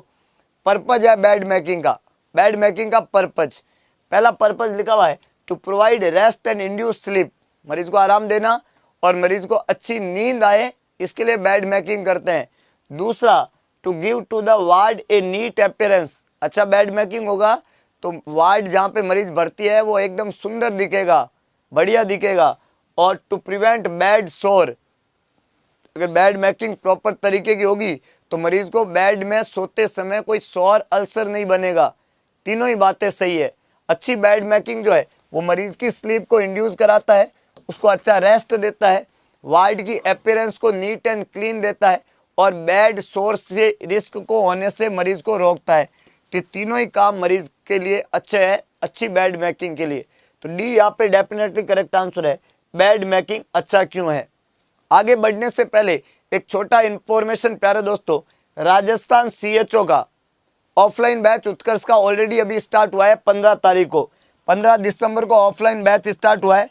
और ये जो ऑफलाइन बैच है प्यारे दोस्तों, अब ये ऑनलाइन भी अवेलेबल है, ये ऑफलाइन बैच अब ऑनलाइन भी अवेलेबल है, लाइव फ्रॉम क्लासरूम, ये ऑनलाइन भी अवेलेबल है लाइव फ्रॉम क्लासरूम। आपको ये पता होना चाहिए कि पहले ये बैच 100% ऑफलाइन था, ये ऑनलाइन अवेलेबल नहीं था। अब ये ऑनलाइन अवेलेबल है लाइव फ्रॉम क्लासरूम, जिसका टाइम ड्यूरेशन शाम को 4 से 8 बजे होता है। सीएचओ के एग्जाम तक ये बैच चलेगा। पूरी थ्योरी अगर आपको पढ़नी है तो आप ऑफलाइन भी ज्वाइन कर सकते हो, ऑनलाइन भी ज्वाइन कर सकते हो। ये जो बैच है ये लाइव फ्रॉम क्लासरूम का मतलब होता है कि बैच 4 से 8 लाइव क्लास आएगी, आप उसको देख सकते हो और क्लास खत्म होने के बाद में आपके ऐप में सेव हो जाती है, उसको आप 1 साल तक कितनी भी बार देख सकते हो। तो सर मैं अगर लाइव नहीं जुड़ा तो आप बाद में देख सकते हो, वीडियो सेव रहेगा, 1 साल तक आपके पास में रहेगा। एक तो ये खास बात है इस बैच की। दूसरा, ऑफलाइन आप ज्वाइन करते हो तो ये समय सीमा है इसकी। बैच में जितना भी सीएचओ का सिलेबस है उस नए सिलेबस के पैटर्न के ऊपर पूरा का पूरा प्रिंटेड नोट्स आपको यहाँ पे मिलते हैं। दूसरा, हर वीकली टेस्ट होता है। सबसे इंपॉर्टेंट बात है कि जब आप सीएचओ का एग्जाम देने जाओगे प्यारे दोस्तों तो ओएमआर टेस्ट होगा, वहाँ पे ओएमआर सीट पे टेस्ट होगा, आपको ओएमआर दी जाएगी, आपको गोले भरने होंगे। अब पहली बार जिंदगी में ओएमआर मिलेगी, उल्टे फुल्टे गोले भरोगे। यहाँ पे पहले ओएमआर सीट के ऊपर गोले भरने की पूरी प्रैक्टिस, जबरदस्त प्रैक्टिस, ओएमआर सीट आपको दी जाएगी और हर संडे को वीकली टेस्ट होता है और पूरे सीएचओ के पैटर्न के ऊपर क्लास के अलावा ये टेस्ट रहता है, 2 घंटे का टेस्ट रहता है और पूरे 100 सवाल आपको मिलते हैं। तो ये एक टेस्ट प्रैक्टिस आपकी होगी। इसके अलावा इसमें आपको डीपीपी दिया जाएगा, डेली प्रैक्टिस पेपर, और डेली प्रैक्टिस पेपर के अंदर आप जो है जितने भी सिलेबस का पैटर्न है उसके आधार पे खूब सारे क्वेश्चंस रहते हैं, उन सभी क्वेश्चंस को जो है वो आप ज्वाइन करके उनको पढ़ के समझ के सीख के अपने आप को कॉन्फिडेंट कर सकते हो। क्योंकि एक लाइन हमने यहाँ पे लिख दी है, परीक्षा में आपकी सफलता को सुनिश्चित करना है और सफलता से कम कुछ भी मंजूर नहीं है। तो इस बार सीएचओ पार, और सीएचओ पार के तरीके हम आपको बता चुके हैं कि क्या तरीके हैं जिससे आप सीएचओ में सफलता पा सकते हो। अगर आप टेस्ट प्रैक्टिस करना चाहते हो तो हमारी टेस्ट सीरीज भी अवेलेबल है, जिसमें 10 मॉडल पेपर है जो सीएचओ पे के पैटर्न के ऊपर हमने बनाए हैं। उत्कर्ष ऐप के ऊपर वो भी अवेलेबल है, आप वहां से टेस्ट सीरीज भी खरीद सकते हो और उस टेस्ट सीरीज के थ्रू भी आप क्या कर सकते हो, अपने आप को कॉन्फिडेंट कर सकते हो डिफरेंट टाइप के क्वेश्चंस को सॉल्व करके। तो एक टेस्ट सीरीज अवेलेबल है 10 मॉडल पेपर की, वो भी उत्कर्ष ऐप के ऊपर अवेलेबल है। तो आप टेस्ट सीरीज को ज्वाइन करके और अपने आप को वहां पे भी कॉन्फिडेंट कर सकते हैं। अगले क्वेश्चन के साथ में प्यारे दोस्तों, most common hazard of catheterisation. Catheterisation मतलब हम मरीज को कैथेटर लगाते हैं। दोस्तों आपने देखा होगा मरीज को कैथेटर लगाते हैं, उसको फॉलिस कैथेटर कहते हैं। क्या बोलते हैं? फॉलिस कैथेटर बोलते हैं। ये जो फॉलिस कैथेटर होता है प्यारे दोस्तों, ये फॉलिस कैथेटर जो है डबल ल्यूमन होता है, 2 ल्यूमन, इसको बोलते हैं डबल ल्यूमन। डबल ल्यूमन, आपने कभी फॉलिस कैथेटर देखा हो तो उसके अंदर 2 ल्यूमन होते हैं, 2 ल्यूमन। एक ल्यूमन यहाँ बाहर की तरफ होता है, एक ल्यूमन ऐसा होता है और ये साइमल्टेनियस चलता है, और ये बैलून वाला ल्यूमन होता है। बेसिकली ये कैसा ल्यूमन होता है? बैलून वाला, जो ये साइमल्टेनियस चलता है। प्यारे दोस्तों जब फॉलिस कैथेटर का काम जो है ये हम समझे तो इसका बेसिक काम होता है यूरिन को ड्रेन करना। जो आपके ब्लैडर में यूरिन होता है, इस यूरिन को ड्रेन करने का काम करता है ये कैथेटर। यूरिन को क्या करता है? ड्रेन करने का काम करता है। यूरो बैग के अंदर यूरिन ड्रेन हो जाता है तो इसके ड्रेन करने का काम करता है कैथेटर। एक काम तो ये रहता है और ये यूरिन को ड्रेन करता है, यहाँ पे बैग में इकट्ठा करता है। दूसरा, ये जो है ये बैलून, इसमें आप एयर को इंजेक्ट करते हो और ये बैलून फूल जाता है। बैलून फूल जाता है, इसके अंदर ये बैलून है, ये क्या है? ये बैलून है और इसके अंदर एयर डाली जाती है और बैलून फूल जाता है। तो Foley catheter double lumen catheter होता है और इस कैथेटर को जब भी किसी मरीज को लगाते हैं हम, यहाँ पे लिखा हुआ है कि whenever you catheterise the client, जब आप मरीज को कैथेटराइज करने जाते हो तो इसका हैजार्ड क्या है, खतरा क्या है ना? यूरिन को ड्रेन करने के इस कैथेटर में खतरा क्या है? पहला क्या लिखा हुआ है कि इन्फेक्शन हो जाएगा। जी हाँ, जब आप कैथेटर को डालते हो तो रिस्क ऑफ इन्फेक्शन है, क्योंकि एक इन्वेजिव तरीका है। आप कैथेटर को अंदर डालोगे, बाहर से इन्वेजन कर रहे हो और बाहर से कोई चीज़ अगर बॉडी के अंदर इंसर्ट की जाती है तो वो माइक्रो ऑर्गेनिज्म को अपने साथ में लेके जाती है, तो रिस्क ऑफ इन्फेक्शन तो वहाँ पे रहेगी। दूसरा जो है टिश्यू को ट्रॉमा हो जाएगा। दूसरा क्या हो जाएगा? टिश्यू को ट्रॉमा हो जाएगा। जब आप कैथेटर को अंदर डालते हो तो जो अंदर का एरिया है, आपका जो यूरेथ्रा है, ये सब चीज़ें अंदर का जो एरिया है, वो अंदर का एरिया जो होता है वो बहुत ज़्यादा सॉफ्ट होता है, तो टिश्यू को ट्रॉमा होने की पूरी रिस्क है। टिश्यू को ट्रॉमा होने का पूरा रिस्क है। पहला प्रॉब्लम क्या रहेगा? पहला प्रॉब्लम है इन्फेक्शन होने का रिस्क है। दूसरा प्रॉब्लम क्या है? दूसरा प्रॉब्लम है टिश्यू को ट्रॉमा होने का रिस्क है। वहाँ पे मार चोट कहाँ पे? वो आपका यूरेथ्रा है, उसके अंदर आपका जो है ब्लैडर है, उसके अंदर ट्रॉमा होने का रिस्क है। तीसरा, यूरेथ्रल इरिटेशन, जब आप वहाँ पे इंसर्ट करोगे और कोई ट्रॉमा हुआ तो यूरेथ्रा में इरिटेशन होगा, उसमें जलन होगा, उसमें दिक्कत होगा, उसमें समस्या होगी। इसको हम बोलते हैं यूरेथ्रल इरिटेशन। इरिटेशन होने की रिस्क होती है। तो कैथेटर जब डालोगे यूटीआई होने की रिस्क है, यूरेथ्रल इरिटेशन होने की रिस्क है, टिश्यू को ट्रॉमा होने की रिस्क है, इन्फेक्शन, ट्रॉमा, इरिटेशन, ये सब होने की रिस्क है। तो ये सब होने की रिस्क है तो ऑल ऑफ दी अबव है। क्या है? ये सब होने की रिस्क है तो इसको क्या बोलते हैं? All of the above. तो यहाँ पे करेक्ट आंसर डी बनेगा। हर बार कैथेटर को इंसर्ट करने से पहले इस यूरेथ्रल इरिटेशन को कम करने के लिए हम वहाँ पे जेली पहले इंसर्ट करते हैं, याद रखना दोस्तों, और उसके बाद में कैथेटर को लगाया जाता है। ट्रॉमा कम से कम होगा और इरिटेशन कम से कम होगी, पेन कम से कम होगा और डिस्कम्फर्ट कम रहेगा मरीज को। तो इसलिए लिग्नोकैन, लोकल जाइलोकैन जेली वहाँ पे काम में लिया जाता है। अगला क्वेश्चन, सभी लोग जवाब लिखे, वेरी इंटरेस्टिंग। छोटे सवाल है, बेहतरीन जवाब होने चाहिए और एक एक सवाल से खुद को कॉन्फिडेंट करिएगा। अभी जैसे जैसे हमने CHO आगे बढ़ेगा, हमारा जो सेशन है बिल्कुल पूरी तरीके से एग्जाम ओरिएंटेड होने वाला है। हम एग्जाम की तरफ अप्रोच कर रहे हैं, ऐसा समझे, तो रोज एग्जाम की तरफ बढ़ रहे हैं और एक पूरी हिम्मत के साथ में बढ़ रहे हैं। तो आप भी पूरे विश्वास के साथ में अगरबत्ती लगा के पूरा, मतलब just press the like button, make yourself confident, पूरा जोश के साथ में एग्जाम की तरफ बढ़िए, सफलता श्योर है कि नहीं है? तो यहाँ पे कॉज ऑफ कार्डियक अरेस्ट पूछा है दोस्तों, MI, myocardial infarction, electric shock, carbon monoxide poisoning और ऑल ऑफ द अबव। जब हम कार्डियक अरेस्ट की बात करते हैं, कार्डियक अरेस्ट, तो इसके लिए सबसे पहला तो है हार्ट अटैक। सबसे तो पहला है हार्ट अटैक। MI सबसे बड़ा रीजन है, इसको हार्ट अटैक कहते हैं, हार्ट अटैक कहते हैं, और यही कार्डियक अरेस्ट का कारण बनेगा। दूसरा है इलेक्ट्रिक शॉक, अगर किसी को करंट लग जाए, इलेक्ट्रिक शॉक लग जाए तो कार्डियक अरेस्ट लाजमी है। और कार्बन मोनोऑक्साइड की अगर पॉइजनिंग हो जाए तो भी कार्डियक अरेस्ट लाजमी है। मतलब ये तीनों ही चीज़ें, electric shock, carbon monoxide poisoning और मायोकार्डियल इन्फार्क्शन, तीनों ही कार्डियक अरेस्ट के मोस्ट कॉमन रीजन रहते हैं। तो डी यहाँ पे करेक्ट आंसर है, A, B और C नहीं है, याद रखना। कार्डियक अरेस्ट तीनों से ही हो सकता है, MI हो तो जाए, इलेक्ट्रिक शॉक से आ जाए, और किसी को कार्बन डाई मोनोऑक्साइड की पॉइजनिंग हो जाए तो उससे भी कार्डियक अरेस्ट हो जाएगा। Poisoning can cause cardiac arrest. तो यहाँ पे भी डी आंसर बनेगा, सिर्फ A नहीं बनेगा, इस बात का आपको ध्यान रखना है। अगले क्वेश्चन के साथ में प्यारे दोस्तों सवाल पूछ रहा है ट्रीटमेंट प्लानिंग, और किसकी ट्रीटमेंट प्लानिंग करनी है आपको? जब मरीज को हो गया है एस्पेक्सिया, है ना, जब मरीज को क्या हो चुका है, एस्पेक्सिया हो रहा है, द क्लाइंट हैव एस्पेक्सिया, तब आप उसको ट्रीटमेंट प्लान करना है और मेंटेन करना है ABC पैटर्न से। तो यहाँ पे ABC का क्या मतलब है? जैसे कि एस्पेक्सिया का मतलब क्या हो गया?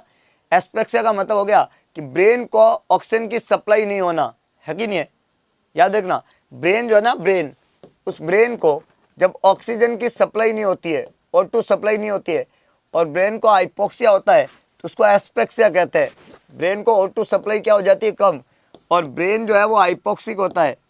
ब्रेन जब हाइपोक्सिक होता है तो उस कंडीशन को हम एस्पेक्सिया बोलते हैं। क्या बोलते हैं, एस्पेक्सिया। जब भी प्यारे दोस्तों एस्पेक्सिया होता है, बर्थ एस्पेक्सिया, तो यहाँ पे ABC 3 तरीके हम काम में लेते हैं, जिसमें A का मतलब होता है एयरवे, B का मतलब होता है ब्रीदिंग, और C का मतलब होता है सर्कुलेशन। प्यारे दोस्तों यहाँ पे A का मतलब होता है एयरवे, B का मतलब होता है ब्रीदिंग, B का मतलब होता है ब्रीदिंग, और C का मतलब क्या होता है, C का मतलब होता है सर्कुलेशन। एयरवे, ब्रीदिंग और सर्कुलेशन, ये तीनों मिला के बर्थ एस्पेक्सिया को इंडिकेट करते हैं। और बर्थ एस्पेक्सिया में हमें इन तीनों मेथड से मरीज को उसमें आराम दिलाना है। मतलब अगर हम ABC को मेंटेन करेंगे तो ही मरीज आराम रहेगा, नहीं तो नहीं रहेगा। तो यहाँ पे एम्पुटेशन, ब्रेथलेसनेस या एयरवे, ब्रीदिंग, साइनोसिस नहीं होता है, सर्कुलेशन होता है। तो C यहाँ पे करेक्ट आंसर है। A, B और D तीनों ही गलत है। अब यहाँ पे एक वर्ड यूज आया साइनोसिस, एक वर्ड यूज आया कि जो मरीज है उसमें साइनोसिस हो जाए, क्या C का मतलब। तो साइनोसिस जो होता है प्यारे दोस्तों, ये इसका क्या कारण है, साइनोसिस किसी को क्यों होता है। तो साइनोसिस वर्ड का मतलब होता है ब्लू स्किन। 2 तरह की साइनोसिस होती है, हमेशा ध्यान रखना। साइनोसिस का मतलब हो गया blue skin, bluish discolouration of the skin. और ये साइनोसिस 2 तरह की होती है, एक तो होती है पेरिफेरल, एक तो होती है पेरिफेरल, और एक होती है सेंट्रल। याद रखना, जब मैं साइनोसिस की बात करूं तो ये 2 तरह की होती है, एक होती है पेरिफेरल और एक होती है सेंट्रल। ये जो पेरिफेरल साइनोसिस होती है वो हमेशा एक्सट्रीमिटीज में होती है, एक्सट्रीमिटीज में, एक्सट्रीमिटीज में, पाम एंड सोल के अंदर, नेल के अंदर है। ये पाम एंड सोल में होती है, सोल में, ये नेल में होती है, नाखून में। ये पेरिफेरल साइनोसिस है। जब मैं सेंट्रल साइनोसिस की बात करूं तो ये किसके अंदर होती है, ये टंग के अंदर होती है साइनोसिस, टंग के अंदर। ये ओरल म्यूकोसा में होती है, ओरल म्यूकोसा में। लिप्स में होती है, लिप्स में। ये टंग, ओरल म्यूकोसा और लिप्स, ये अगर ब्लू कलर के हो जाए तब तो ये सेंट्रल साइनोसिस है। और किसी के हाथ पांव है ना, जो पाम है आपका, पाम या सोल है, जो नेल है, एक्सट्रीमिटीज है, वो नीले है तो उसको पेरिफेरल साइनोसिस कहते हैं। हमेशा छोटे बच्चों में हाइपोथर्मिया की वजह से ये बहुत कॉमन है, पेरिफेरल साइनोसिस, नीले हाथ पांव। इसको हम एक्रोसाइनोसिस भी कहते हैं। क्या बोलते हैं, एक्रोसाइनोसिस। तो ये जो पेरिफेरल साइनोसिस है, एक्रोसाइनोसिस है, ये कॉमन है। ये जो सेंट्रल साइनोसिस है ये कॉमन नहीं है ना, ये रेयर है। सेंट्रल साइनोसिस जो है ये कॉमन नहीं है। टंग, ओरल म्यूकोसा, लिप्स, इनका ब्लू होना कॉमन नहीं है, तो ये तो थोड़ा रेयर है। और ये जो पेरिफेरल साइनोसिस है ये बहुत कॉमन है। जो एक्सट्रीमिटीज ब्लू होता है ये थोड़ा कॉमन है, याद रह जाएगा। तो यहाँ पे करेक्ट आंसर प्यारे दोस्तों क्या होगा, लैक ऑफ ऑक्सीजन। साइनोसिस को हम क्या बोलेंगे, लैक ऑफ ऑक्सीजन। सी यहाँ पे करेक्ट है। Lack of water, lack of blood या लैक ऑफ ग्लूकोज यहाँ पे नहीं रहेगा। आसान है। चलिए अगले क्वेश्चन की तरफ। In hospital waste sharp instruments should be discarded in. Hospital waste में शार्प इंस्ट्रूमेंट जो है उसको कहाँ डिस्कार्ड करते हैं। छोटा सवाल है, इंटरेस्टिंग जवाब रहेगा।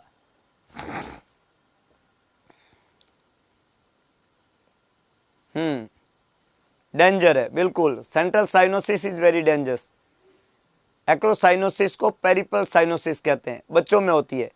छोटे बच्चों को होता है ना, हाथ पांव थोड़े नीले हो जाते हैं, वो कॉमन है, वो होता है। इसका रीजन है हाइपोथर्मिया, पर उसको ठीक भी करना होता है कि बच्चे में हीट का जनरेशन कराओ, हीट का प्रोडक्शन कराओ, इसका ध्यान रखो। तो हॉस्पिटल वेस्ट के अंदर शार्प इंस्ट्रूमेंट जो है उसको कहाँ डिस्कार्ड करोगे, रेड, ब्लू, ब्लैक और येलो। वैसे शार्प का यहाँ पे मतलब ग्लास है। हमने बताया था कि अगर ग्लास है तो ब्लू में जाएगा, और अगर वहाँ पे निडल या सर्जिकल ब्लेड है तो वाइट में जाएगा, पंचर प्रूव्ड। लेकिन वाइट तो ऑप्शन में है नहीं, तो कन्फ्यूजन ही नहीं है कुछ, है कि नहीं है, क्योंकि बहुत आसानी से कर सकते हैं इसको। तो है ना। तो शार्प का जब भी बात आता है प्यारे दोस्तों, वो हमेशा ब्लू के अंदर जाएगा। किस में जाएगा? ब्लू के अंदर। हमने पहले भी आपको बताया था कि जो रेड है इसमें तो हमेशा प्लास्टिक जाता है। ये जो रेड है इसके अंदर हमेशा प्लास्टिक, प्लास्टिक बोतल, प्लास्टिक बैग, आईवी सेट, है ना, और ग्लव्स, सर्जिकल ग्लव्स जो है ये सब किस में जाएंगे? रेड में। प्यारे दोस्तों जो येलो है, yellow yellow yellow dirty fellow, ये डर्टी फेलो जो है इसके अंदर टिश्यू, बॉडी के टिश्यू है कि नहीं है। और इसके अलावा जो है आपका जो भी पट्टी पुट्टी है, बैंडेज वगैरह, बैंडेज वगैरह जो है, पट्टी पुट्टी जो है, ये सब जाएंगे येलो के अंदर। प्यारे दोस्तों ये जो ब्लैक है, ब्लैक, ये ब्लैक किस में जाएगा? ये ब्लैक में जनरल वेस्ट जाएगा। जनरल मतलब वो जो खाली खोके है ना, दवाई के जो रैपर्स है, रैपर्स। आजकल इस ब्लैक को रिप्लेस कर दिया हॉस्पिटल में और इसकी जगह ग्रीन आ गया, ग्रीन। बायोमेडिकल वेस्ट में आजकल ब्लैक की जगह क्या यूज़ करते हैं? ग्रीन। जितने भी खाली खोके होते हैं वो सब इसी के अंदर जाते हैं। ब्लैक की जगह आजकल ग्रीन यूज़ करते हैं, ग्रीन, है कि नहीं है। ये सेम ही है। येलो में टिश्यू, बैंडेज वगैरह ये जाते हैं और रेड के अंदर प्लास्टिक और ग्लव्स जाते हैं। आपको पूछा है शार्प, तो शार्प के लिए एक तो ब्लू हो गया और एक मैंने बोला आपको वाइट होता है। ब्लू जो होता है इसमें तो ज़्यादातर जो आपके एम्पुल और वाइल होते हैं वो जाते हैं, और जो वाइट होता है प्यारे दोस्तों उसके अंदर कौन सा जाता है? पंचर प्रूव्ड होता है, निडल और जो आपकी सर्जिकल ब्लेड है वो सब जाती है। समझ में आ रहा है रसगुल्लों? है समझ में आया कौन सा किस में जाता है? और अब एक और ख़ास बात कि आप सभी लोगों को एक नया आंकड़ा लगाना, बिल्कुल, है ना, यहाँ पे एक नया आंकड़ा लगना चाहिए।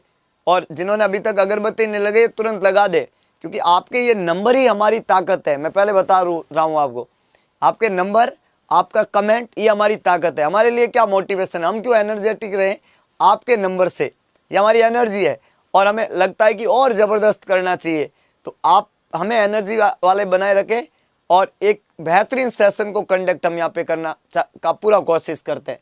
तो यहाँ पे ब्लू कलर है बैग, रेड कलर है प्लास्टिक ग्लव्स, ब्लैक हो गया ये, और येलो हो गया टिश्यू बैंडेज, इसकी हमने बात किया था। अगला एक और उसी से मिलता जुलता सवाल है जो आपको आराम से जवाब दे सकता है, क्योंकि जैसे आप अगरबत्ती लगाओगे विश्वास तो आएगा। तो ये विश्वास वाला अगला क्वेश्चन है। और क्या बोला जा रहा है यहाँ पे? In hospital waste management body part should be discarded. कहाँ बॉडी पार्ट कहाँ डिस्कार्ड करेंगे? हॉस्पिटल वेस्ट में बॉडी पार्ट कहाँ डिस्कार्ड करेंगे? सभी लोग जवाब लिखे, सभी लोग।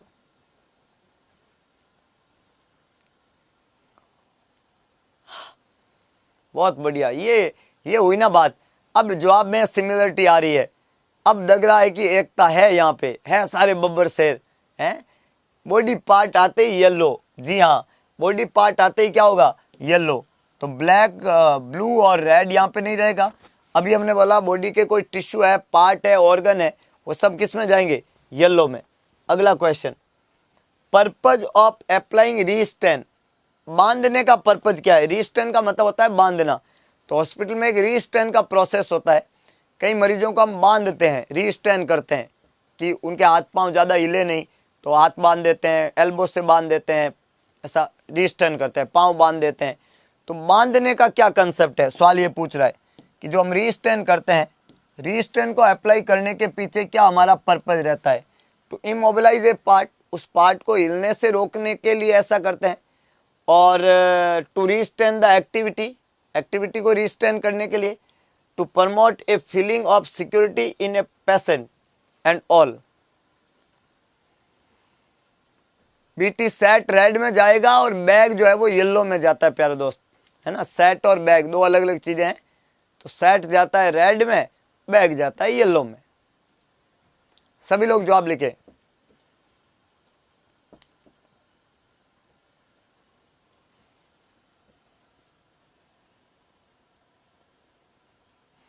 रीस्टेन करने का पर्पज क्या है? इसका पहला पर्पज तो होता है मरीज को इमोबिलाइज करना, बॉडी पार्ट को रीस्टेन करना, मरीज की एक्टिविटी को। सही बात है। और इससे मरीज की जो सिक्योरिटी है उसको हम प्रमोट करेंगे, है ना, क्योंकि मरीज अगर ज़्यादा हिल रहा है और हमने रीस्टेन नहीं किया तो चोट वोट पहुंचा देगा। तो बेसिकली मरीज के भले के लिए करते हैं। किसी मरीज को अगर हॉस्पिटल में रीस्टेन किया जाता है, मरीज को बांधा जाता है, तो ये मरीज के भले के लिए होता है। तो यहाँ पे करेक्ट आंसर डी बनेगा प्यारे दोस्तों, all of the above. Why we are going to restrain the client? To immobilize the body part. Why we are going to restrain the client? To restrict the activity. And why we are restrain the client? To promote feeling of security. तो तीनों को मिला के correct answer D जाएगा। ये reason है restrain करने का। अब इसके लिए किसी एक मरीज के बारे में मत सोचो कि आईसीयू में मरीज है तो उसको हमने बांधा। सभी मरीजों का सोचो, चाहे वो साइकेट्रिक पेशेंट है, न्यूरोलॉजिकल पेशेंट है, नॉर्मल जनरल पेशेंट है। हाँ, तो ये सभी चीज़ें आपको याद रखना है। अगला क्वेश्चन, सबके मैसेज हम देख रहे हैं भाई, मतलब सबके मैसेज देख रहे हैं, घबराने का जरूरत नहीं है। आप तो बस जवाब लिखते रहो, और जब अच्छा जवाब और होगा, कुछ अलग होगा, तो हम जरूर उसको भी मेंशन करेंगे, है कि नहीं है? तो आप लिखते रहो। अगले सवाल के साथ में, visualization of the stomach is known as. Stomach को विजुअलाइजेशन करना क्या कहलाता है? Gastroscopy, laparoscopy, laparotomy, gastrectomy. Stomach को विजुअलाइजेशन कराना क्या कहलाता है? विजुअलाइजेशन करने के लिए एक वर्ड यूज किया जाता है, स्कोपी। यहाँ पे दो तरह के वर्ड है, एक तो लिखा है एक्टमी, गैस्ट्रेक्टमी, लेप्रोटोमी, लेप्रोस्कोपी और गैस्ट्रोस्कोपी। ऐसे चार अलग अलग तरह के वर्ड यहाँ पे यूज हुए हैं। सभी लोग जवाब लिखे भाई, क्या आंसर होना चाहिए?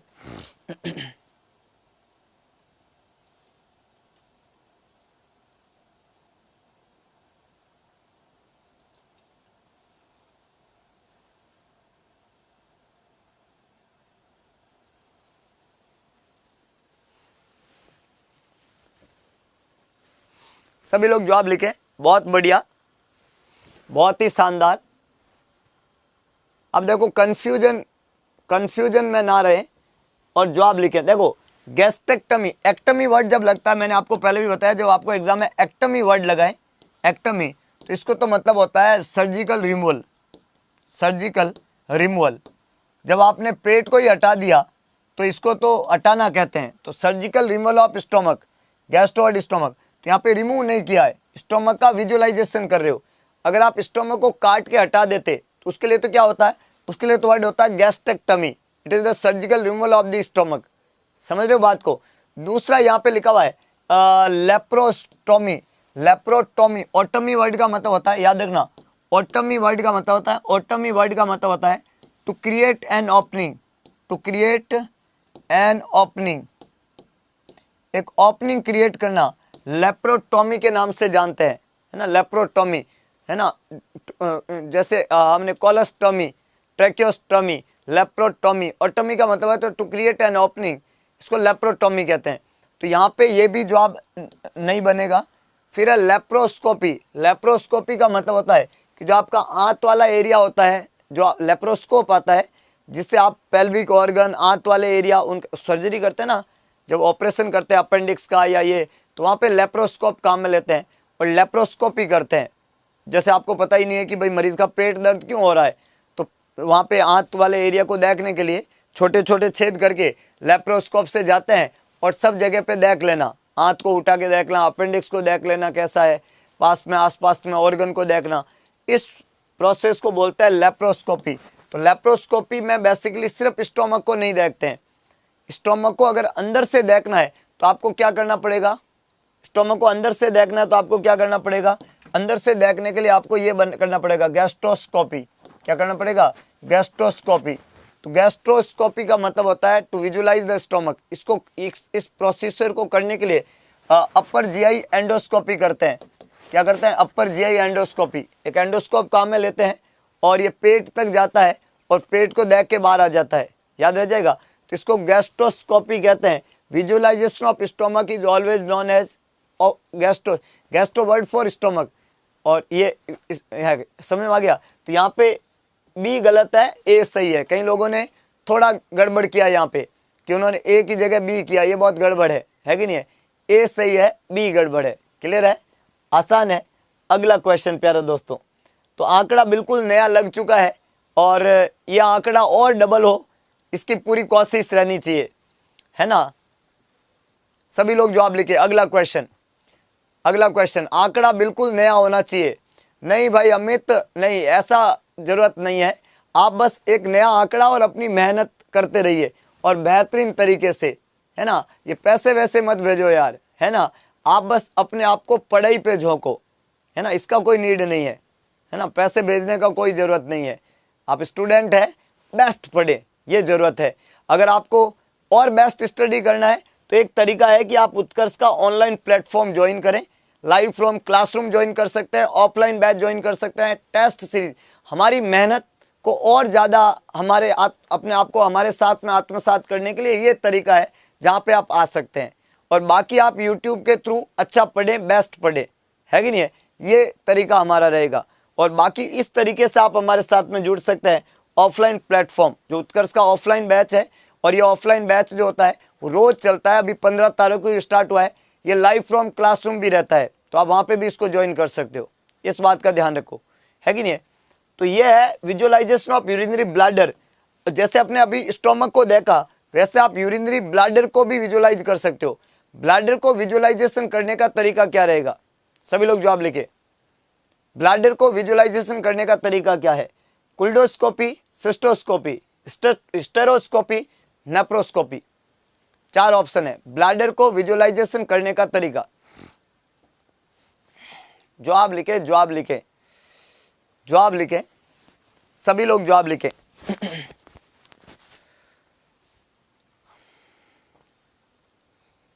चार ऑप्शन दिए प्यारे दोस्तों। ब्लैडर को विजुअलाइज करने का तरीका, ब्लैडर को विजुअलाइज करने का तरीका होता है सिस्टोस्कोपी। सिस्टोस्कोपी याद रखना, cystoscopy is the visualization of bladder. देखिएगा, बहुत इंपॉर्टेंट है कि हमारा जो यूट्यूब के सेशन है ये एब्सोल्युटली फ्री सेशंस रहते हैं। इसको हम पहले भी बता चुके हैं, इसलिए हम कहते हैं यहाँ पे पैसे ना भेजें, कोई ज़रूरत नहीं है, बिल्कुल भी ज़रूरत नहीं है। आप यहाँ पे बेस्ट मैटर पढ़ें। हम हमेशा यहाँ पे क्लास कंडक्ट करते हैं पूरे जोश उत्साह के साथ में और ईमानदारी के साथ में। 2 घंटे क्लास होगी मतलब 2 घंटे क्लास लेने का पूरा प्रयत्न करते हैं। हर दिन क्लास होगी मतलब हर दिन क्लास होगी, ये हमारी पूरी मेहनत और ईमानदारी है। हम एक बेस्ट तरीके से स्टडी को कंडक्ट कराते हैं उन तमाम बच्चों के लिए जो यहाँ पे पढ़ना चाहते हैं और अच्छे तरीके से पढ़ना चाहते हैं। तो एक अच्छे तरीके से पढ़ाई करते रहें, अपने आप को पूरा कॉन्फिडेंट करें टीम उत्कर्ष के साथ में। आपकी पढ़ाई ही आपकी सफलता का सारथी बनेगी। इस दुनिया में एक इंसान के लिए सबसे बड़ा हथियार अगर कोई बन सकती है तो वो है शिक्षा। और ये जो कलम है ना दोस्तों, इसको हाथ में उठाने का रीजन यही है कि इस नर्सिंग प्रोफेशन के तमाम हमारे जो स्टूडेंट हैं उनको हम शिक्षित करें और उनके परिवार में उन्होंने जो अपना एजुकेशन लिया है, बड़ा मुश्किल होता है एक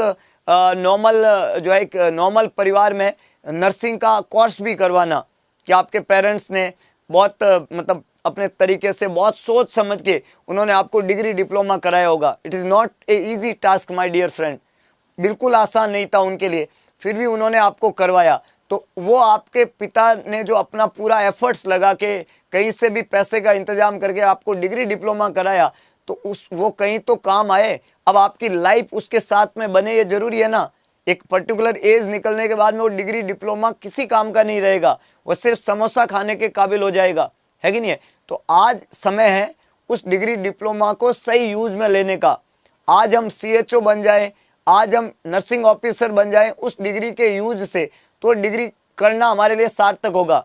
एक उम्र बीत जाने के बाद में वो डिग्री हमारे किसी काम की नहीं रहेगी, जिस डिग्री को पाने के लिए हमने अपनी आधी जिंदगी झोंक दी। प्यारे दोस्तों, हम जो 25-30 साल के हुए हैं तो इसमें हम क्या कर रहे थे, इतना पढ़े हमने, वो 10वीं क्लास में साइन थीटा कॉस थीटा, वो जो मुर्गा बने हैं, वो जो मार खाई है, वो जो स्कूल भागे हैं, वो जो ड्रेसें लाई है, ये सभी बातें की तो है हमने। और जब हम इतनी मेहनत की और आखिर में हमारा डिग्री डिप्लोमा सिर्फ समोसा खाने के काबिल हो जाए और हम ओवर एज हो जाए और उसके बाद में ये किसी काम का नहीं रहे, फिर क्या मतलब है। इन तमाम चीज़ों के ऊपर फुल स्टॉप लगाने के लिए और उस डिग्री डिप्लोमा को सार्थक बनाने के लिए इस कलम को हाथ में पकड़ा है। और विश्वास दिलाता हूँ कि जिंदगी भर इस काम को करने में हम पीछे नहीं रहेंगे। और तमाम नर्सिंग प्रोफेशन के उन युवाओं को जिनके पिता की फिक्र है, उसको फक्र में बदलने का पूरा प्रयत्न करूंगा अपनी ईमानदारी से। और इस प्रयत्न में जो कुछ करना पड़ेगा वो मेहनत से साथ में, ईमानदारी के साथ में हम करेंगे। और आप लोग अपने प्यार को ऐसे ही बनाए रखें। आंकड़ा बिल्कुल रोज नया लगना चाहिए और अगरबत्ती लगाने से बिल्कुल मत चूकिएगा प्यारे दोस्तों, क्योंकि आपकी अगरबत्ती ही हमारी ताकत है, आपकी अगरबत्ती ही हमारी हिम्मत है। और इस हिम्मत को बनाए रखिएगा। हमें पता है उस परिवार के बारे में जिनके लिए ये सब डिग्री डिप्लोमा करना भी मुश्किल होता है। बस आप अपनी मेहनत को बनाए रखिएगा, विश्वास को बनाए रखिएगा। खुद के ऊपर विश्वास रखिएगा। सफलता विश्वास का ही परिणाम है, इस बात को विश्वास से अपने साथ आत्मसात कर लीजिएगा।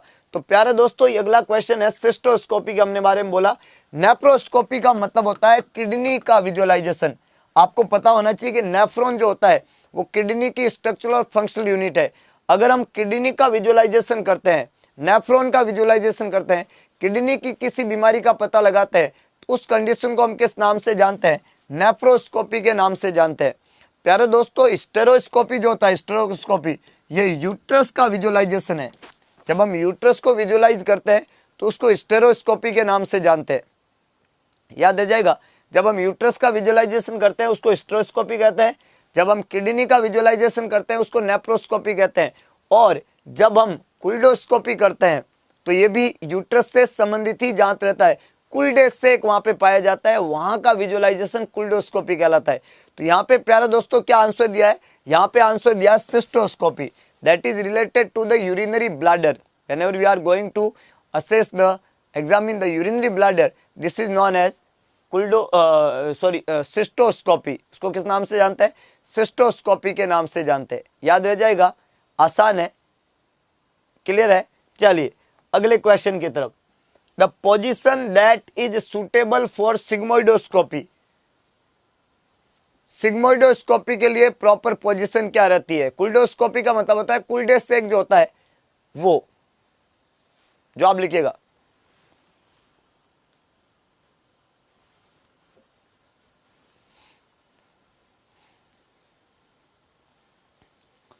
सभी लोग जवाब लिखे अपने अपने तरीके से, बहुत ही बढ़िया। प्यारे दोस्तों, पूछा गया है कि कौन सी पोजीशन सुटेबल है सिग्मोइडोस्कोपी के लिए? Supine, knee chest, lateral that is left lateral, और बोथ बी एंड सी। हाँ, सिस्टोस्कोपी फॉर यूरिनरी ब्लैडर, बिल्कुल जवाब जवाब जवाब प्यारे दोस्तों। तो याद रखिएगा, याद रखिएगा, सुपाइन पोजीशन नहीं देते हैं, है ना, सिग्मोइडोस्कोपी के लिए सुपाइन पोजीशन नहीं देते, ये पहला तो बिल्कुल गलत है। दूसरा यहाँ पे लिखा हुआ है नी चेस्ट पोजीशन और लेटरल पोजीशन, ये दोनों ही पोजीशन जो होती है, ये दोनों ही पोजीशन जो होती है वो किसकी पोजीशन है प्यारे दोस्तों? सिग्मोइडोस्कोपी की। जब किसी मरीज के अंदर सिग्मोइड कोलन का हमें विजुअलाइजेशन करना है तो एक प्रोसीजर करते हैं सिग्मोइडोस्कोपी, और जो सिग्मोइड कोलन को देखने के लिए जो हम इंस्ट्रूमेंट इंसर्ट करते हैं तो वहाँ पे उस इंस्ट्रूमेंट की मदद से हम दो चीज़ें दो तरीके से हम वो मतलब पोजीशन देते हैं। एक तो लेटरल पोजीशन कर दो और मरीज के नी जो है वो बेंड कर दो चेस्ट के ऊपर।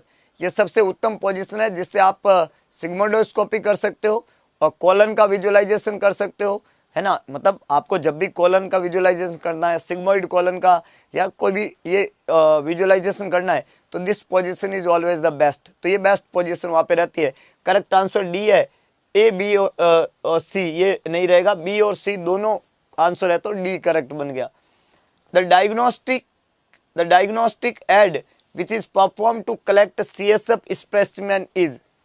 CSF का सैंपल लेना है आपको, CSF का सैंपल लेना है आपको, तो कौन सा डायग्नोस्टिक एड जो है वो वहाँ पे काम में लिया जाता है CSF का सैंपल लेने के लिए? CSF का जो स्पेसिमेन सैंपल लेते हैं तो उसका डायग्नोस्टिक टेस्ट एड क्या रहेगा? पहला है थोरेकोसेंटेसिस, दूसरा है एब्डोमिनल पैरासेंटेसिस, तीसरा है लंबर पंचर और चौथा है ब्रोंकोस्कोपी। 4 ऑप्शन है और CSF का सैंपल लेना है, डायग्नोस्टिक टेस्ट कौन सा रहेगा? ऐसा क्वेश्चन में पूछा है, सभी लोगों को अपना जवाब देना है। CSF का सैंपल लेना है, डायग्नोस्टिक टेस्ट और तरीका क्या रहेगा?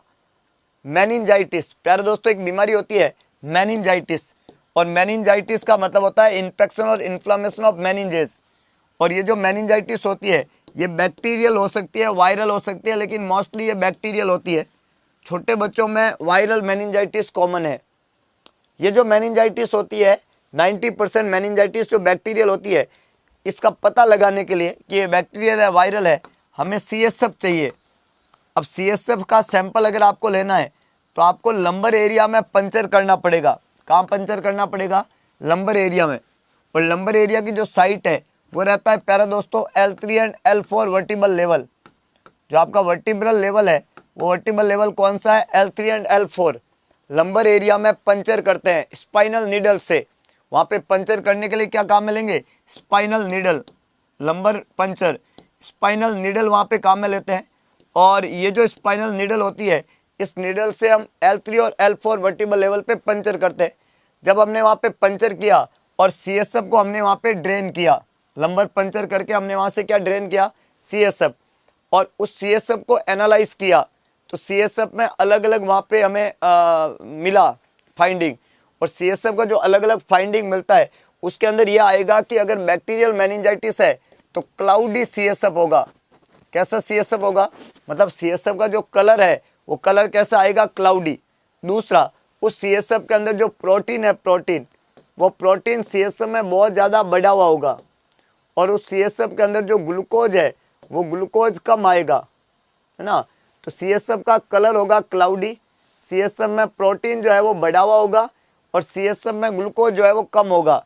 तो प्रोटीन ज़्यादा, ग्लूकोज का कम होना और कलर का क्लाउडी होना और उस CSF के अंदर न्यूट्रोफिल्स का होना, किसका होना, न्यूट्रोफिल्स का, WBC का प्रेजेंट होना, ये इंडिकेट करता है कि मरीज जो है उसको क्या है, बैक्टीरियल मेनिंजाइटिस है। कैसा मेनिंजाइटिस है, बैक्टीरियल। प्यारे दोस्तों, अगर उस CSF में ये फाइंडिंग नहीं होके कलर क्लियर हो जाए, प्रोटीन थोड़ा बहुत बड़ा हो, ग्लूकोज जो है वो थोड़ा बहुत नॉर्मल के आसपास हो, तो इस तरह की मेनिंजाइटिस को हम क्या बोलते हैं, जो है ये नॉर्मल फाइंडिंग या वायरल मेनिंजाइटिस कहलाता है। तो एक बैक्टीरियल मेनिंजाइटिस होता है, एक वायरल होता है। मोस्ट कॉमन जो है वो बैक्टीरियल मेनिंजाइटिस की फाइंडिंग पूछते हैं। मेनिंजाइटिस में CSF चाहिए हमें, और CSF को लेने के लिए लंबर एरिया में पंचर करना पड़ेगा। तो टेस्ट का नाम होता है लंबर पंचर। तो जो टेस्ट किया जाएगा वो तो आपका रहेगा लंबर पंचर, और जो सैंपल लिया जाएगा वो लिया जाएगा आपका CSF का। तो लंबर पंचर के लिए एक और नाम दिया जाता है प्यारे दोस्तों, इसको स्पाइनल टैप भी कहते हैं। क्या बोलते हैं, स्पाइनल टैप। स्पाइनल टैप मतलब स्पाइनल एरिया में सब एराक्नोइड स्पेस में पंचर करके वहाँ से टैप कर रहे हैं। टैप करना मतलब CSF को लेना और लेके फिर उसको एग्जामिन किया जाएगा। ये एक सिंपल मैकेनिज्म है। So this is all about the lumbar puncture, LP, spinal tap और CSF एनालिसिस। हाँ, तो बड़े गोज का नीडल आप काम में ले सकते हैं और अलग अलग गोज के नीडल से ये काम किया जाता है, spinal tap, lumbar puncture, CSF analysis. प्यारे दोस्तों, in following which is not a diagnostic aid, कौन सा डायग्नोस्टिक एड नहीं है, laparoscopy, x ray, bronchoscopy, tubectomy.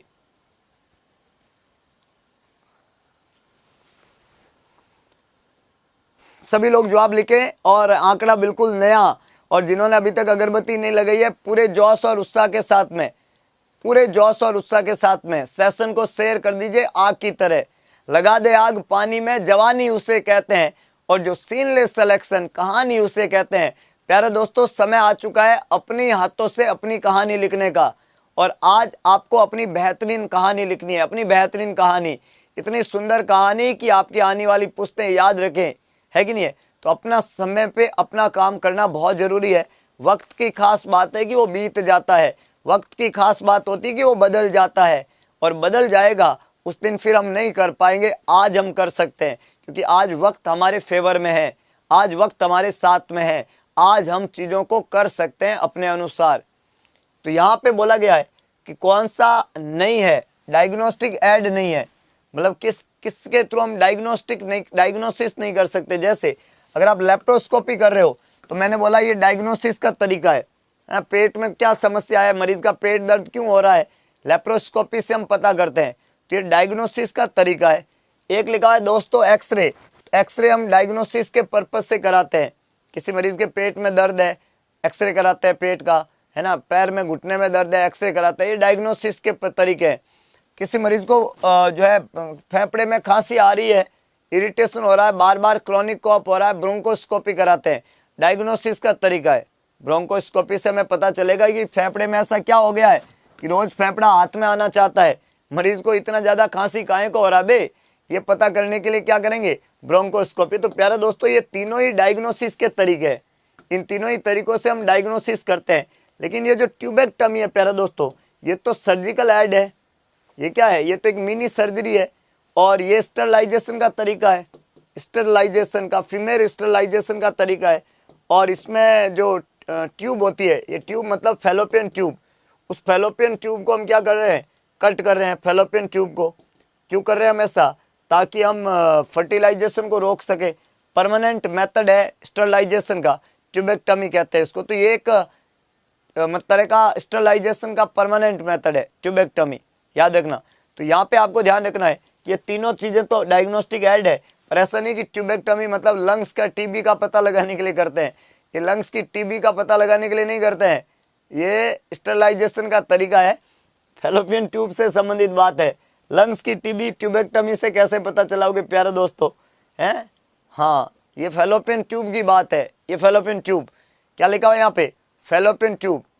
Meningitis का ट्रीटमेंट होता है, अगर वो बैक्टीरियल हो तब तो एंटीबायोटिक देते हैं, और अगर वो वायरल हो तो एंटीवायरल देते हैं। तो ट्रीटमेंट जो है वो कारण के ऊपर डिपेंड करता है कि मेनिंजाइटिस हुआ क्यों। अगर वो बैक्टीरिया से हुआ तो एंटीबायोटिक दे दो, वायरस से हुआ तो एंटीवायरल दे दो, सिंपल। दोस्तों x-ray study of the fallopian tube क्या बोलते हैं इसको, फैलोपियन ट्यूब का अगर हम एक्सरे स्टडी करते हैं तो क्या बोलते हैं, salpingography, myelography, cholecystoscopy, pyelography. X ray study of fallopian tube, fallopian tube का एक्सरे स्टडी प्यारे दोस्तों साल्पिंगो। फैलोपियन ट्यूब के लिए वर्ड क्या यूज करता है, फैलोपियन ट्यूब के लिए वर्ड क्या यूज करता है, साल्पिंगो। याद रखना, साल्पिंगो। जैसे फैलोपियन ट्यूब को आप रिमूव कर रहे हो तो उसके लिए वर्ड क्यों यूज करता है, साल्पिंजाइटिस, इन्फ्लामेशन ऑफ फैलोपियन ट्यूब। और इसको रिमूव करना साल्पिंजेक्टमी, साल्पिंजेक्टमी का मतलब होता है रिमूवल ऑफ फैलोपियन ट्यूब। साल्पिंजाइटिस का मतलब होता है इन्फेक्शन और इन्फ्लामेशन ऑफ फैलोपियन ट्यूब के नाम से जानते हैं। फैलोपियन ट्यूब का विजुअलाइजेशन करना साल्पिंगोग्राफी के नाम से जानते हैं, visualization of fallopian tube. Next, the clinical finding that are objective are term as.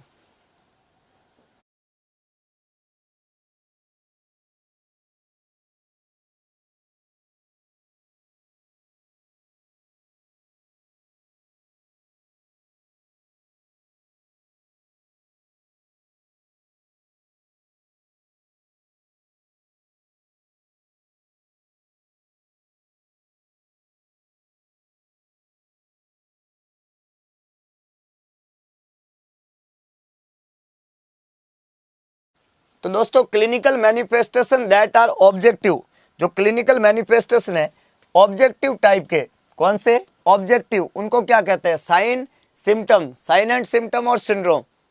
सभी लोग जवाब लिखेगा। ऑब्जेक्टिव पूछा है प्यारे दोस्तों, दो तरह के क्लिनिकल साइन होते हैं, सब्जेक्टिव और ऑब्जेक्टिव। याद रखना दो तरह के होते हैं, एक को बोलते हैं सब्जेक्टिव, एक को बोलते हैं ऑब्जेक्टिव। ध्यान रखना, ऑब्जेक्टिव, सब्जेक्टिव और ऑब्जेक्टिव। सब्जेक्टिव कौन होता है, सब्जेक्टिव होता है सब्जेक्ट। सब्जेक्ट कौन होता है, सब्जेक्ट होता है पेशेंट। और पेशेंट क्या बताता है, पेशेंट अपने साइन बताता है, साइन, है ना। जो सब्जेक्ट होता है वो पेशेंट होता है और पेशेंट अपने साइन बताता है। ऑब्जेक्टिव जो होता है, ऑब्जेक्टिव वो होता है ऑब्जर्वर, ऑब्जेक्ट होता है ऑब्जर्वर। और ऑब्जर्वर उसमें देखता है सिम्टम कि मरीज में क्या क्या सिम्टम है ना। दो तरह के चीजें यहाँ पे रहती है दोस्तों, इनको देख सकते हो आप। सब्जेक्टिव पैटर्न में सब्जेक्ट होता है और सब्जेक्ट अपने क्या बताता है, साइन। और जो ऑब्जेक्टिव होता है वो पेशेंट ऑब्जर्वर होता है। और ऑब्जर्वर जो होता है प्यारे दोस्तों, सॉरी, ऑब्जेक्टिव जो होता है, सब्जेक्टिव जो होता है वो बताता है सिम्टम। मरीज तो क्या बताया आपको, सिम्टम। मरीज तो क्या बताएगा आपको, अपने सिम्टम बताएगा। और हम जो है वो क्या ऑब्जर्व करेंगे, हम मरीज में साइन ऑब्जर्व करेंगे, है ना। सब्जेक्टिव जो होता है वो सब्जेक्ट होता है पेशेंट, और पेशेंट अपने सिम्टम बताता है कि साहब मेरे को हेडेक हो रहा है, ये मरीज का सिम्टम है, हेडेक हो रहा है। मेरे को रनी नोज हो रहा है, जुकाम हो गया, ये सिम्टम है, रनी नोज। मेरे को जो है साहब चक्कर आ रहे हैं, ये पेशेंट का सिम्टम है, चक्कर। मतलब जो जो सब्जेक्ट है, पेशेंट है, वो हमेशा अपने सिम्टम बताएगा। और जो हम है ऑब्जेक्टिव, हम जो ऑब्जर्व करेंगे, हम ऑब्जर्व करेंगे साइन, जैसे वाइटल साइन, है ना साहब। हमने बीपी लिया, टेम्परेचर लिया, पल्स लिया, हमने चेक किया मरीज में होमान साइन, हमने चेक किया मरीज के अंदर कर्निंग साइन, हमने चेक किया ब्रूड जींस की साइन, फलाना साइन, ढिकाना साइन, है कि नहीं है।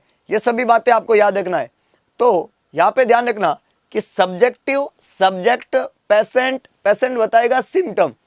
कोई मरीज आता है ना हॉस्पिटल में तो हमें सिम्टम बताता है, उसको क्या क्या समस्या है, वो मरीज के सिम्टम है। और ऑब्जेक्टिव जो है उसमें ऑब्जेक्ट, ऑब्जर्व, पेशेंट के हम क्या चेक करते हैं, साइन, है कि नहीं है। अब क्या हुआ कि हमने इसको एक बार के लिए ऊपर लिखा तो सब रसगुल्ले हो गए डापा चूक, तो ऐसे मत हो, थोड़ा अपने आप पे कॉन्फिडेंट रखो, है कि नहीं है। हाँ, सुबह सुबह जो है अगरबत्ती लगा के और ग्लूकोज का सेवन कर दो प्यारे दोस्तों, तो मजा आएगा आपको, है कि नहीं है। तो ये हो गया कहानी। तो यहाँ पे फिर करेक्ट स्टेटमेंट क्या है कि सर जब हम दोनों को शामिल रूप से देखें, सब्जेक्टिव और ऑब्जेक्टिव, तो यहाँ पे करेक्ट आंसर क्या रहेगा, यहाँ पूछा है ऑब्जेक्टिव, तो ऑब्जेक्टिव क्या है, ऑब्जेक्टिव है साइन, तो करेक्ट आंसर क्या रहेगा, ए। कि ऑब्जेक्टिव जो है उसमें क्या रहता है, साइन, ए यहाँ पे करेक्ट आंसर है। प्यारा दोस्तों, आज का हमारा जो सेकंड सेशन है वो शाम को 8:15 बजे है, याद रखना, रोज तो सुबह 8:15 बजे होता है। आज का हमारा सेकंड सेशन जो है वो शाम को 8:15 बजे है, 8:15 PM इंतजार रहेगा शाम को 8:15 बजे। दूसरा सेशन ध्यान रखना, मॉर्निंग के सेशन के बाद में जो सेकंड सेशन है नॉर्मली सुबह 8:15 बजे होता है, आज शाम को 8:15 बजे है, 8:15 PM पे, और 8:15 से 10:15 PM। तो याद रखना बहुत जबरदस्त सेशन होने वाला है। तो ये सभी बातें आपको याद रखनी है, सब्जेक्टिव और ऑब्जेक्टिव, कि सर साइन क्या होता है और सिम्टम क्या होते हैं, इस बात का ध्यान रखना है। हाँ, कई रसगुल्ले जो है वो अभी 8:15 ही देखते हैं, वो AM PM नहीं देखते हैं, तो उनको लगता है कि सर 8:15 AM है, AM नहीं है, PM है, PM होती है इवनिंग में, शाम को, है कि नहीं है, शाम को, याद रह जाएगा। हाँ, कल का CHO सेशन भी मॉर्निंग में ही होने वाला है। CHO तो सुबह होगा 6 बजे और 8:15 PM शाम को होगा आज का इवनिंग वाला सेशन। अगला क्वेश्चन, अगला question, pulse rate less than 60 is called.